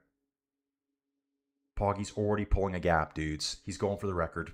Is Poggy going for the record right now?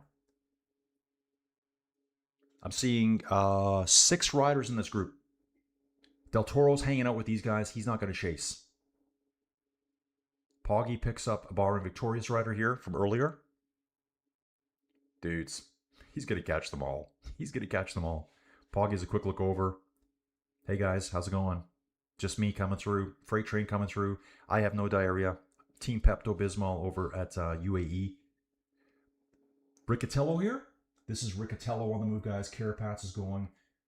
Sepp Kuss goes up the left-hand side of the road. Carapaz jumps on his wheel. Lenny Martinez reacts. Timon Ahrensman, he's fading. Timon's fading bad. Just seeing Quinn Simmons lurking in the background.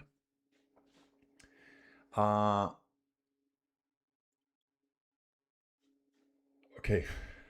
Quinn Simmons is the embodiment of the ICW jingle that plays before the show. Yes, dude, exactly.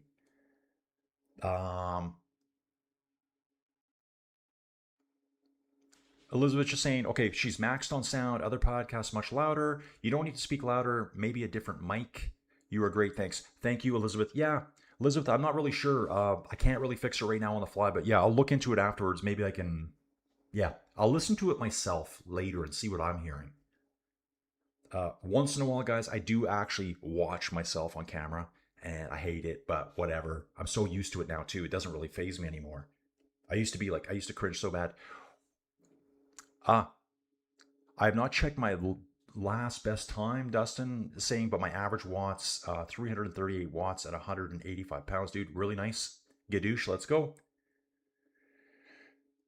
Bardwell, dude, use Gatorade bottle. He's talking for my nature breaks. Yeah, just, dude, does not the right size for me. Not the right size for me. Yeah, Aaronsman's a little bit too big for these guys. Someone was saying, Dustin was saying, Carapat's still there, dude. Karasman. Ooh. I swear Koos is saying something to Carapats here. It's Carapace, Koos, and Lenny Martinez at the front. Guys, we just saw recently at a race. Remember where Lenny was away by himself? Yeah, it was Lenny. He was away, but was that? I don't even know what race that was, guys. Tour de Suisse, maybe? We thought he was going to escape. Poggy just devoured him. Just devoured him. Dude's got to catch up. Adam Yates here looking okay. Adam's now working for Poggy. Adam Yates, 3 days of Pepto-Bismol. He's good. He's good, guys. No worries for Adam Yates. He's back in fine form here. 2 days ago, he was almost a half hour behind. Today, he's leading Poggy up the climb.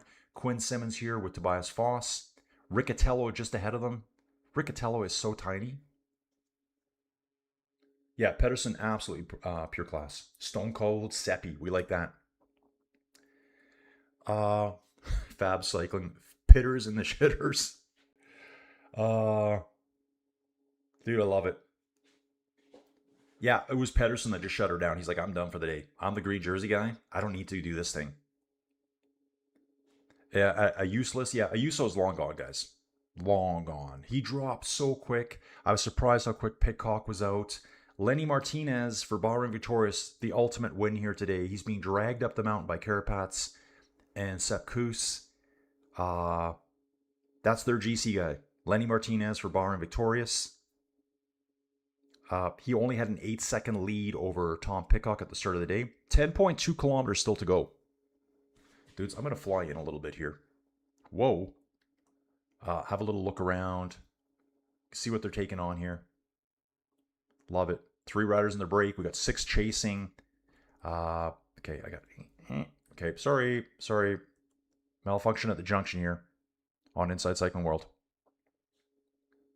Yates looks good here, dudes. He's doing fine.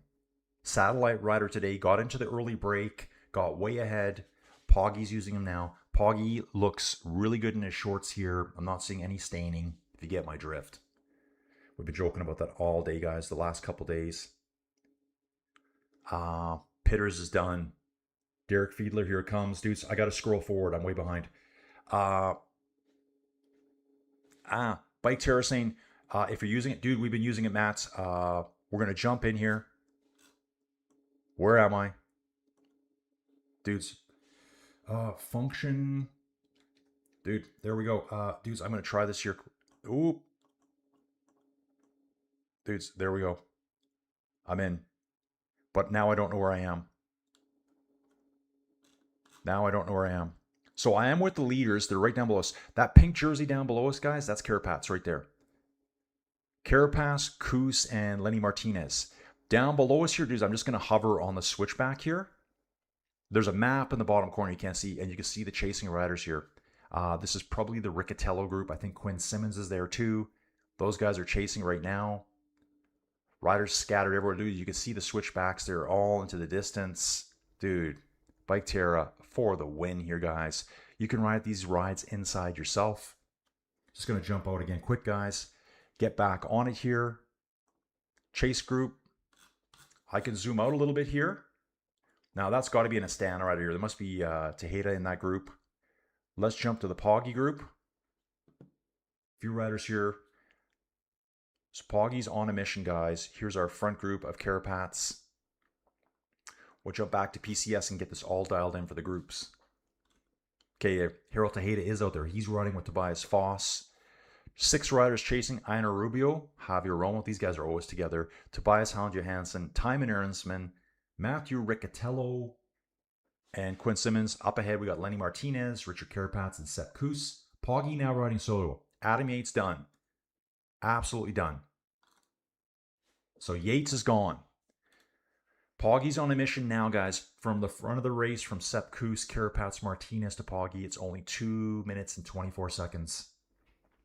That's the gap.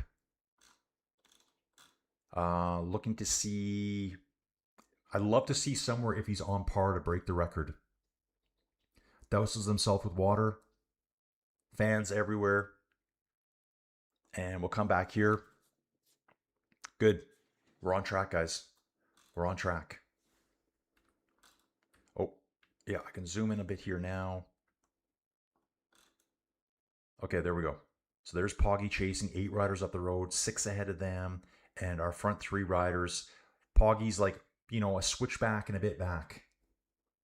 Kind of some curvy swervy going on here with Lenny Martinez, Kuss, and Carapaz. You guys realize that Poggy's coming, right? You got a 2-minute lead. You got 9 kilometers to go. Best of luck, bros. Best of luck. Yeah, Poggy's playing Pac-Man. Dudes, I gotta catch up. Duke's asking, does that bike tier review show an ETA? Dude, I don't think it does.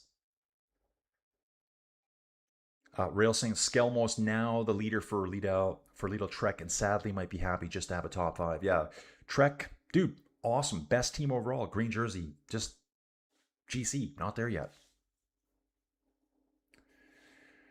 Yep, full Pac-Man mode, Strava mode engaged, Poggy and Yates. Dudes, smash it. We've almost got 600 people here. We got Thomas Scironi here. Great graphics, dude. Thomas, thank you so much for joining us. Derek saying the volume is fine. Dudes, I'm just going to cruise on here. Love your graphics in the podcast and your jersey. Thank you. Elizabeth, one-off podcast. Richard Carapaz on the attack here right now. Martinez goes. Kuss is more chill. Don't worry about Kuss. He's going to fight his way back. Dude, can you imagine if Carapaz gets another one? Come on, bro. Come on. Carapaz is 33 years old, guys. Is he 33? Yeah, he's 33 years old. Okay, dudes, I'm going to go back to this. And we're going to do one of these. Oh, yeah. Now you get it. Now you get it, right? Ooh. Poggy's just caught a group. It says Poggy's caught a group right now. So 2 riders in the break. Carapaz and Martinez. Kuss solo. 6 chasing is Simmons, Riccatello, Ahrensman, Johansson, Romo, and Rubio. Then we got Poggy coming, guys. So there's one group out here that's not being identified. The third group on the road, I don't know if that's... I see. Break, chase 1, chase 2, then Poggy. Got it. Okay. What they need to do is label the chase numbers here on the side. I'm not sure why they didn't do that. Kuss comes back to Carapaz. I knew this would happen. Well, I thought this would happen. I don't want to sound too confident. Yeah, dude, Elizabeth, it's a one-off jersey. It's a one-off jersey for Inside Cycling World. It even has my name on the back. I kind of like that. I think all these guys should have their names on the back, so when we watch them, we can figure out who it is. Yeah, Carapaz. Love it. Please get away. 1 minute 50 to Poggy now. Dude, the rate Poggy's coming, there's no way they can stay away. One of these dudes would have to attack so hard, we'd need a Pepto-Bismol failure on Poggy's part for these guys to survive. He's coming too fast now. Mark Marcello here saying, can you zoom in, please? Dude, I can zoom in a little bit.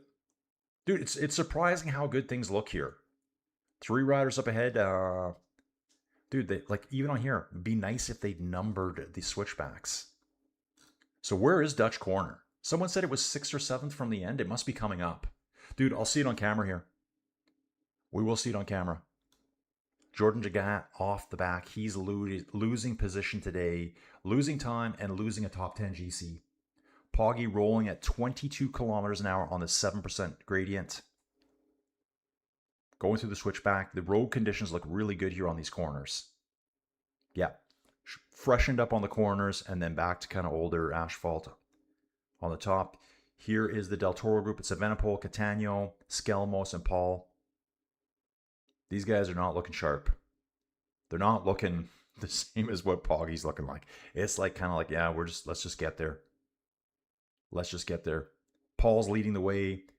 Remco's sitting on his wheel. Del Toro, I'm just here, man. I'm just hanging out. I just got to stick with you.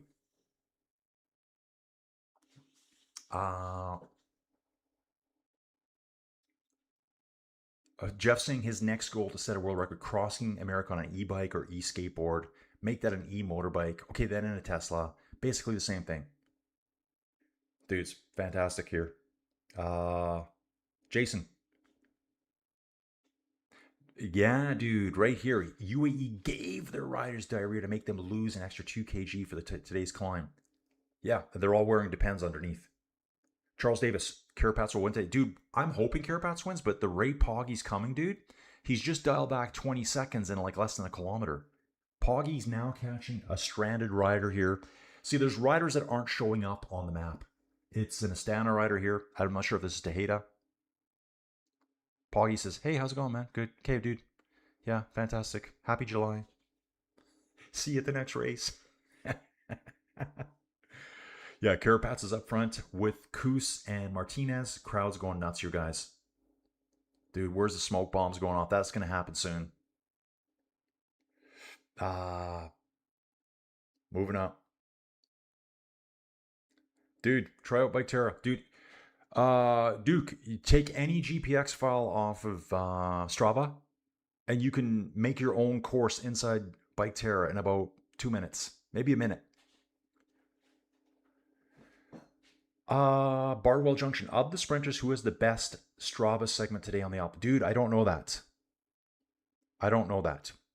Dude, a really quick time up the Alp for any normal human being is like an hour. Right? Duke, what's your fastest on Zwift?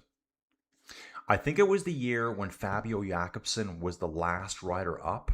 He did it in under an hour. And remember, they're doing it after they've ridden for 100, 150K, right? It's not us sitting at home inside. Poggy now catching Aaronsman. Carapaz attacks, 7 kilometers to go. He knows Poggy's coming. Poggy now down to 120. Guys, last time I mentioned it, 1 minute and 40 seconds. Now it's down to 120. There's no way they're staying away. Koos dropped. It's Martinez and Carapaz. Sadly, though, guys, we're in an 11% segment here. At the catch rate Poggy's pulling off, there's no way they're staying away. No way. Just, it's not possible. Okay, dudes, I'm going to do that. Uh-oh. I messed that up, didn't I? Yeah, I zoomed in way too much there. Reset. Sorry, guys. I need to do that quick. Get back to the tracking there. 1, 2, 3, 4, 5, 6. Is that Dutch corner right there? I think that's Dutch corner there. I'm waiting for all the orange, all the super tall people with their flags and orange attire on. Dude, don't run beside the cyclist. Please don't. Dudes, I gotta catch up. I see Derek's here. Derek Campion. Dudes, Koos is back. He got dropped. Comes back. Now attacks Martinez and Carapaz. 109. We've lost another 10 seconds to Poggy. Dudes, he's pulling back 10 seconds every 500 meters at the rate he's going. Charles Davis, my wife's a tour guide here, Ecuador, saw Carapaz recently going up the Volcano Road. Dude, I don't even know that climb. Are they going faster than Pantani? Dude, I don't know. I wish they were showing a graphic. Dude, they have to be... At the rate that Poggy's catching the dudes ahead of him, this has to be so fast. He's climbing, it's at 14 to 18 kilometers an hour during that 10% section there. Poggy, the machine, guys. Poggy, the machine. No diarrhea affecting him. Sepp was done. Sepp's back. Okay, dudes, I'm just going to catch up. I got a really sticky bottle here. I want to get caught up with you guys. Over 600 people here. Okay, I'm caught up. Delamore, yeah, our electricity up here sucks. Like, even last month in June, I barely run the AC $350 a month. And then 500 to 600 in the winter. We're saving the world in Canada, guys. The air temperature's going down all the time. Okay, Koos, Martinez, and Carapaz. Nice barricade setup here, guys. Fans can't get too close here. I'm surprised they got so many barricades. I wonder if this was done on purpose. I don't know if I've seen this before. Fans really push back far here. Good idea. I like it. We will zoom in a bit here, guys. I'll try to do some tracking here better for them. Poggy on the move. Whoa. I don't know what happened there, but Carapaz swerved across the road and almost drove himself right into the Shimano neutral service car. They're trying to get by. They've probably been told, get up the road. Motorbikers scooting by now. Lots of Mexican flags here. Tons of them. Coos back on the front. Poggy on a mission. 109. He did lose a couple seconds. He's picking up 2 riders ahead of him here. One of them Overstar riders. It'll be Rubio or Romo, I believe. And there's a Uno X rider there. Poggy sitting at 108 right now. Oh, good. Dustin saying the last 7 kilometers have barriers all the way with police. In parts, like this corner now with Coos, they do not here. There's fans standing right on the roads here. But yeah, that was one of the first times I've seen barriers that far down. Now, no barriers at 5.8K to go. Back to normal fans on the roads. Police are pushing them away from the corners. Yeah, it's when they cut the corners. There's people standing right on them. Put 3 cops on every inside of every bend. That's what you need to do. Poggy in the barriers. Riding with Johansson and Einar Rubio. You guys are going to get dropped right away. Sorry. Dude, did you know that the Tour de France has a team? Their sole job is to cover up, remove graphic R-rated imagery that's been painted on the road. There's an actual group. Hey, dude, what are you doing what's your job? Dude, yeah, graphics removal specialist. You know, people draw pictures of certain body parts on the road. You know, sounds like something I would do, but I think Dutch Corner's coming up, guys. I think. Or we should be right at it right away. Haven't seen the orange smoke yet. Carapaz, Coos, Martinez, 50 seconds, 20 seconds just eradicated. Now, this is actually Huez itself, town of. They're going through now. Carapaz puts in a blistering attack. Martinez is coming. Sepp Kuss, a little bit longer. I think Kuss will drag himself back. Carapaz going all out. The Jaguar is on the fly, guys. The Jaguar's on the fly, leaving the Eagle behind. What's Lenny's nickname? I don't know. Does Lenny have a nickname? Yeah, tons of fans here. Head of the course, Carapaz and Martinez. 42 seconds to Poggy. Dudes, get out of the... There's a dude whipping this thing in the road. It looks like he's got a pair of socks. Whipping them around right into Carapaz's face. Like, this is insane. Dude, no other sport do the athletes have to deal with this kind of garbage. Like, sometimes it's too much. It's too much. Whitley Bay just catching up here quickly, guys, saying they do definitely on the pipe 5x5. Everyone's been gadooshed here. Poggy's going to gadoosh. Kuss is back. Kuss drags himself back up. Arm flick by Martinez there. Then he gives a little, rotate us. But dudes, you got the best rider in the world chasing. You guys better do more than this. Let's go. Yeah, Velosold, the chase from Poggy is superhuman. Yeah,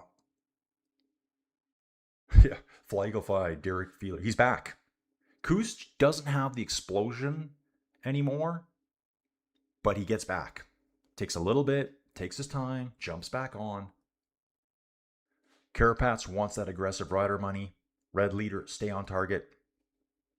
Can Poggy win the stage? Poggy can absolutely win the stage. Absolutely, dude.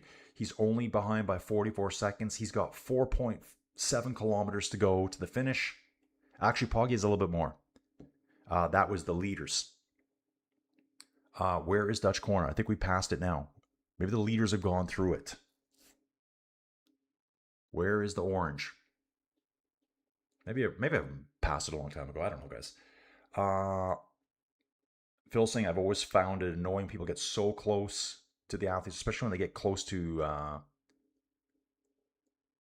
talk about giving them a jail time, touching the athletes. Yeah, dude, they're right here. There's cops everywhere, but dude, you can't stop hundreds of thousands of people. Like, there's no way. And dude, just think about how many barricades they'd need. I don't know why they had barricades down lower and now there's none. Like, none. This is normal cycling here. Athletes just trying to stay upright. Kuss leading the way here. Pushing his way through. People getting in the way all the time. Dude, yeah, they're right there. Maybe one person not paying attention who's looking back could knock Poggy over. So easy. So easy. There's some like rabid fans out here, guys. Dude, I worry about the flags that could easily slip into someone's derailleur. You pull it back, the one end just tucks down, and it's in someone's gears. Their race is over. Uh, okay, Paolo's saying Italy, Olympic champion, world champion, a European champion in many sports. Poggy's chase is not Superman because he's not a human, at least since 2019. Yeah, he's the alien, the Slovenian alien. 30 seconds, guys, with 4.1 Ks to go. It's not, is there a chance he's going to go? I mean, if and when he's going to catch them. I think Poggy's going to catch them in less than 1 kilometer. Let's just see if that happens, guys. At the rate he's moving, he will catch them before 3 kilometers to go. It's kind of scary watching this, how fast he's moving. Riccatello group just coming under the 5 kilometer banner. So this is Paul. This is Remco. They're losing massive times to Poggy today. Poggy's actually going like this. He's got his left hand down. He's waving fans out. Like, dudes, I'm coming. Freight train coming through. Choo, choo. All the way for Poggy here, guys. Dude, I'm excited for Poggy right now. I'm excited for Poggy right now. He's got no diarrhea. He's on fire. Pepto-Bismol. Noise upstairs. Pepto-Bismol. Let's talk about a sponsorship deal. Let's talk about it. We can talk about Poggy. Dudes, 20 seconds. 16 seconds. Dudes, full curvy swerve at the front. They're like, it's over. Yeah. Dudes, remember how I said 3 kilometers to go? How about 3.5 kilometers to go? They know Poggy's there, and they're like, yeah, we're done. We're done. Let's see what we can do here, guys. Ooh. Fighting their way up now. Where's Poggy? There he is, just in the background. There's one motorbike between these three. Now these three start like actually trying to work again. They just had a full, I don't know, maybe they were chatting about supper later tonight. Which hotel are you staying at? That type of thing. Are you having lettuce with your supper? Poggy just rocking and rolling, guys. 3.6 Ks, it's 13 seconds. I said he'd catch him by 3 kilometers at the rate he's going. Dude, it's insane. Absolutely insane. Jesus, flying spaghetti monster. It's so crowded and Poggy doesn't care. Mr. H, these people need to go. So dangerous. Absolutely. Richard Stewart. Mauro Giannetti. Yeah, facts, dude. I know. It's total madness, guys. Carapaz is looking back. Dude, these three guys, what are they thinking? Dudes? Oh, what was Martinez doing there? Kind of gave Carapaz a little touch like, come on, let's go, man. Let's go. Maybe Poggy will let us go. These guys are waiting to jump on Poggy's wheel. Then they're hoping maybe, ooh, yeah, dudes, it's so tight here. Remco coming through. Dude, yeah, a little moto pacing here for sure. It's not his fault. Dude, there's 2 motorbikes ahead of Remco. There's a rider directly ahead of Remco, of the motorbikes. There's yellow smoke going off in the air. There's thousands of fans everywhere. Any one of those motorbikes could easily hit a fan. Koos attacks. Poggy's about 50 meters behind them. Dude, here we go. He's 3 seconds. We're at 3.2 kilometers to go. That 3 kilometer thing should happen. Just the speed he's moving, guys. Maybe it'll be just under 3 kilometers. Whoa. Where's my man? Where is your lover, Victor Campanars? We're not sure, Jeff. He's way out the back. So many people on the hill. Delimar saying riders should have flip-flops to throw at the fans. Yeah, dudes, this is a rough one here. Paul leading the remnants up. Carapaz attacks again now. Dude, nice move by Carapaz. I think Poggy caught sight of them, dialed it back a little bit, like my job's done. I got them. Carapaz attacks. We're out to 8 seconds over Poggy now. But, dudes, 3 kilometers to go when Poggy was pulling back 20 seconds every 500 meters. I'm just going to say if Carapaz wins this, it's because Poggy has a mechanical or Poggy lets him. That's it. Poggy moves to the front. He just passes Koos. Hey, Sepp, how's it going, dude? Nice job. Poggy can see Martinez. He can see Carapaz up ahead of him. Yep, the fans were slowing Poggy down. For sure. There might have been a bunch of Marco Pantani fans that are trying to slow him down. Martinez has words with Poggy going by. I think Poggy even looks at him. He's on them. Huge, guys. Huge. Yeah, Daddy's coming. Dudes, got Got some nice numbers in the chat here now. Lurkers unite. Elizabeth saying we're toast. Oh, the devil made it on camera. Right now, it's about 100 meters, guys. Martinez jumps on Poggy's wheel. He's like, I'll take the free ride. I'll take the ride. 10 seconds. 9, 10 seconds here, guys. Dudes, that's your Tour de France. There's one more huge day. I'm still going to hype up the diarrhea. We love diarrhea here. Apparently. There it is, guys. That's it. The Alpe d'Huez. Tomorrow's day is even harder, guys. Tomorrow's day is even harder. Carapaz out front with, it says 2 kilometers ago, I'm seeing 2.4 on flow bikes. Remco riding his own pace here. From what I saw before, yeah, Remco solo. Remco solo, I believe he's ahead of the Paul group. Yeah, but not much. 10, 15 seconds ahead, it looks like. Martinez still hanging on to Poggy. Nice ride by him. Just imagine being Martinez, like he's hanging on to like a motorbike right now. Holding on for dear life. Yeah, love it. Down to 6 seconds now. Dudes, chat is insane. Chat is insane. Yep. Carapaz will be moving up on Martinez as well. But I think there's a pretty big gap between 10th and 8th, whatever it is. I think right now at the start of the day, Carapaz was 10th. Martinez was 8th. I think Pidcock was 9th. Pidcock is losing a lot here today. Okay. We've got Paul here. Who's jumping out of the bunch here? Trying to figure out who that is jumping out of the bunch. Paul with Skelmos, it looks like. Maybe Harold Tejeda. 2-3 seconds now, guys. Under 2 kilometers to go. Carapaz is going to get caught. Sorry, dude. No chance of victory now. None. Not with Poggy here.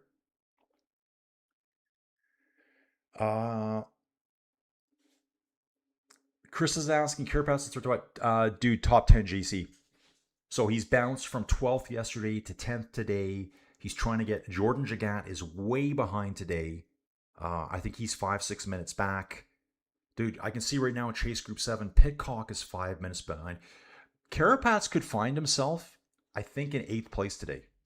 From 12th to 8th, which is a really good performance for EF. So that's why Carapaz is working so hard. Ayuso is 4.5 minutes down. Is there a 7th place, perhaps, for Carapaz at the end of today? Overall, that's huge. Dude, front 3 are all together: Martinez, Carapaz, and Poggy. Poggy might back it off now. This will hurt Poggy's record attempt. I think now he's caught these dudes, he's going to be a little more... He's going to chill out a little bit. Like just, okay, caught it. There is that one little bridge they go under. I know where that is exactly. It's kind of like a little curly Q, I think they do. Poggy's in the front. Carapaz, Martinez hanging on here. Yeah, guys.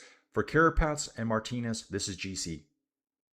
Big move for Carapaz here, because especially like Jordan Jagat, who was 9th, he's way behind. Pidcock, way behind. So I think Carapaz, yeah, 7th or 8th spot is possible. Dudes, I'm going to bounce back to PCS for now, give you a refresh so you can see the groups. Front 3 all together: Carapaz, Martinez, Poggy. And again now, these guys fighting for, like, you know, top 10 GC positions, riding with Poggy sure helps them. It's 220 back to Evenepoel, 241 back to Del Toro. Yeah, there it is. Remco's at 223. Isaac Del Toro is at 236, saying here. Riccatello, Paul, Skelmos at 246. Juan Ayuso and Pidcock are both losing 5 minutes today. Dude, actual GC at the start of the day. This is why Carapaz was a threat. He's at 21 minutes down. Jordan Jagat ahead of him is 7 minutes ahead. He's probably going to lose all that today. Poggy's really launching it now, guys, at the kilometer to go banner. Dudes, here comes Poggy. He's on the move. So yeah, there will be shakeups. Tom Pidcock will probably has potential of being outside of the top 10. Jordan Jagat as well. It's going to be very close. Poggy drops Martinez and Carapaz really easy once he accelerated there. Dude's got to catch up. Yep, Derek, you're right. Remco was really slowed down. He was stuck behind motorbikes trying to get through. Two motorbikes ahead of him. They were slowed down by a rider ahead of them. I don't know who that other rider was. Chapeau to Lenny for hanging on so long. Poggy, stage victory. Yellow shorts, not brown. Yellow and black shorts. Carapaz has blown now. Well, Poggy just kind of, he's just too fast. Yep, Poggy jumped out of the saddle for sure. Phantom Stratocaster, the unsung hero of the tour, is winning the tour. Vinegar is Vingago, huh? What? Oh, I think you're saying Vingago might be finishing up another home installation. Martinez battling here, guys. He's going to get second place. Poggy wins. That's it. He's just like, hey, here I am. Martinez gets second. He's pretty pumped about that. Time bonifications, Carapaz third place. Dudes, yeah. I haven't seen anything that there's a record. I haven't seen any time splits yet. I don't think there was. Poggy got slowed down by the crowds. Remco got slowed down by the crowds. Remco's riding solo here. The crowds just narrowed it down. Motorbikes can only go so fast, especially when there's a rider in front of the motorbikes. So they can't catch up.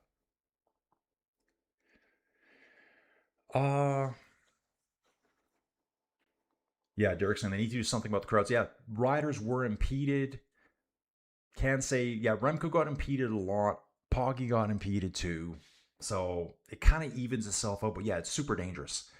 Remco is just going under 1 kilometer to go. So Remco is going to finish fourth. Hang on, Koos is coming. Sepp Koos over a minute down. Yeah, dude, love it. Love it. Yeah, see you in the douches. I love it. Poggy from Alvin here. Everyone's cheering on Poggy. The result we all knew was coming. So Koos will get fourth. Remco gets fifth. It looks like Del Toro is going to get sixth. Paul's been distanced. The 3-week Grand Tour finally starting to impact Paul. This is the worry we all said about Paul. 126th career pro win for Poggy. Paul's never done a 3-week Grand Tour before. Let's just think about this. Ayuso really struggled today. There's going to be a switch up here. Dudes, actual GC. Okay, Paul was fourth. Okay, looks like things will stay the same there. Paul already was fourth. Ayuso is going to get distance. Skelmos is doing better than Paul than Ayuso is today. Lenny Martinez finished second. Pidcock is going to lose a chunk of time. Jordan Jagat may lose, who knows, upwards of 10 minutes today. Carapaz may vault past Jagat. And if that happens, he may almost get to Pidcock's position. Hoping to see final GC or Remco finishing now. Del Toro in the distance. Dudes, gonna catch up with the chat here. Flocky saying, Poggy, please retire.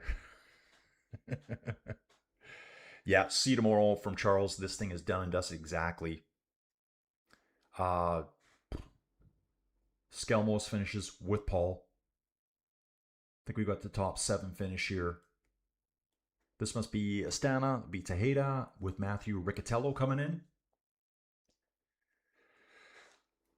Elizabeth saying, amazing race. I love Poggy, but I still hope for other riders to get glory. Me too, Elizabeth. Elizabeth, I will check out my mic later. I'm going to actually listen to my video on YouTube itself and see what I think. I have noticed that on OBS, my mic doesn't look as loud. I can see the volume. It doesn't red max anymore. I don't know why. Very strange. Maybe it's just the way I'm talking into it. It's like a directional mic. Maybe I'm talking into it the wrong way. I kind of talk from above it. Stage 19, Poggy, Team UAE. Just absolutely locks up the Tour de France. Outside of diarrhea outbreaks tonight. Outside of diarrhea outbreaks, Poggy will have his 5th Tour de France. Onto the cherry juice. First, the water over the face. Couple of glugs of water. Get all the goober and spittle out. Then onto the cherry drink.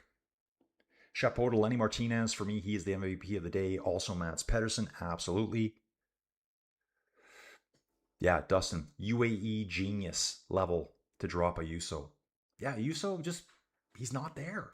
Timon Aronson comes across the line. Skelmo saved Paul. Yeah, they rode to cross line together there. Riccatello was not with Paul. Celebrations here for Poggi and Del Toro. Bouncing back again, dudes. Most stage wins in Tour de France history. Mark Cavendish at 35. Merckx at 34. Bernardino at 28. Poggi at 26. Poggi's going to need 3 more Tour de France's to do it. 3 more. That's what I think. That would be like 4 per year and he would pass. Okay, Poggi, 6 seconds. Martinez, Carapaz at 9. Kuss at 1:14. Tobias Holland Johansson at 2:07. Remco Evenepoel at 2:29. So the gaps get huge. Isaac Del Toro at 2:41. Skelmos at 2:45. Paul Sexy at 2:45. Harold Tejeda for Astana at 3:22. Oh, okay. I don't need to see that message from you. Thank you. People want my money. No thanks. Keeping it all. Thanks, Colin from Willem here. Oh, he did get the record. Okay, he got the record. 35 minutes, 26 seconds, 125 faster than Pontani. Dude, I like that. Dude, I love talking about this stuff here. Okay, we got a rider from Tudor finishing here. Yannis Vassard, is that him? Oh, I love this dude. They got to ride down the hill too. They have to ride back down. Seeing riders leaving, going back down now. Dude, I think it's really impressive. Now you can see the power. Andrew Pike's here as well, 35:26. So Poggi has the record, which surprises me. Yep, you're right. Climb, Remco. Dudes, I don't want to make this sound too weird, but it just shows the power of what doping had on the peloton. Think about what Poggi's riding, nutrition, carb, gut training, hydration, all that stuff. The most aero, the most this, and when you compare what Marco was riding, like it's night and day difference. So Poggi did beat him by what, a minute and a half? Ooh, Juan Ayuso crosses the line, rests his body and bike up against the barrier. Can't even continue going on at this point. So I guess the only point I'm making there is incredible performance by Poggi, but it just shows you how powerful the doping was back in the day. When you could ride a bike that was kind of a junk box compared to these bikes. Junk nutrition. They were still eating bananas on the fly, rice cakes. They didn't have they didn't have gels. They had nothing. Their jerseys were loose. Dude, it's incredible to see the differences in between the two of them. So we got the doping controversy starting right now, guys. Wow. Oh, wow. Look at 10 years. Rail saying. In 2018, Thomas, 41 minutes, 10 seconds. 2026, 35:20. Dude, it's like 6 minutes, almost 6 minutes gone in 8 years of training and conditioning and improved gels. Dude, I don't know. Charles, I have a question too. How can this be so superior to others, even on the mountain? I got suspicions. Sorry, but he's not real. Dude, I don't know. I don't know either. Congrats, guys. Congrats. This is UAE Team Radio coming in. Chapeau to all. Reading on, guys. Faster than Pontani, and 10 years ago we're 6 minutes slower. I think Rail has suspicions too. He says, Colin, the only gut training he ever got is from Gianetti, pumps into his veins. Good point, Colin. Yeah, dude, just like the junk. Dudes, I don't want to say the bikes are junk, but they didn't have electronic shifting. They weren't riding as fast tires. Their clothing, dude, the Pontani era, yep, they're riding down the hill. Lance Armstrong, their jerseys were about as tight as mine were. This is a kind of a loose jersey on me. They didn't have aero gear. They didn't have specially designed stuff. The helmets were kind of junky. The sunglasses were kind of junky. But Pontani's time is still super fast compared to today. Shows how powerful EPO was. And blood doping. Like, it's very powerful. So if blood doping is still around, I'm just saying. This year's version of the stage, Alpe de Deuce. Take a number 2. Justin saying that Paul pulled in the valley, that made a difference. Mr. Ted DiBiase, good man. I really enjoyed being here today with you guys. I'm going to go run a couple of miles. I will see you tomorrow. Yep, dudes, don't forget. Oh, dudes, tomorrow. I'm going overtime tomorrow, guys. I will be up at about 2 a.m. in the morning to prep for the 3:30 start of the hardest day at the Tour de France. 3 HC climbs. Dude, let's do this quick because I got a couple things to do today. Tomorrow we start in the town that we've already been through today. Basically, the town that we took on, like the base of the Alpe d'Huez, that's where we start. The base of the Alpe d'Huez, where we started, took a turn today. We take on 3 HC climbs, the Col de la Croix de Fer. Then we do the Telegraph combo with the Col de Galibier. So the Telegraph is a Cat 1. Top that off, cherry on top, the Col de Galibier. The Henry de Grange Souvenir, that's an HC. Descend into the valley. Then we take on the Col de Suresnes, Insanity. Insanity tomorrow, guys. Dudes, I'm just moving on here now, guys. I cannot catch up with the chat now. Elizabeth, I like this comment. Colin, wish I'd found you before today, but thank God I did. Now following your channel. Thank you so much. You do a great job. Thank you, Elizabeth. Hey, Elizabeth, don't forget to, if you're brand new here, dudes, Sunday, last day, I'm going on vacation. Dude, I'm here. My vacation is delayed until the Tour de France finishes at about noon for me on Sunday. Then I leave. I'm kind of going on just a driving vacation. I'm gone for at most 5 days. I come back on the Friday at the latest, and I'm doing the Tour de France Femmes the next day, and I'm really looking forward to that. I had a great time doing that last year. The women's racing is fantastic.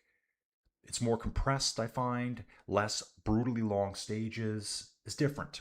It's different, but it's equally as good. Yeah, dude, Dirty Dro, tomorrow, 3 HC climbs. Let's get it. Dudes, I got to jump. I'd love to chat all day. I'm going to go riding. Okay, guys, Colin, Inside Cycling World. Thank you for supporting the channel. Please like the videos.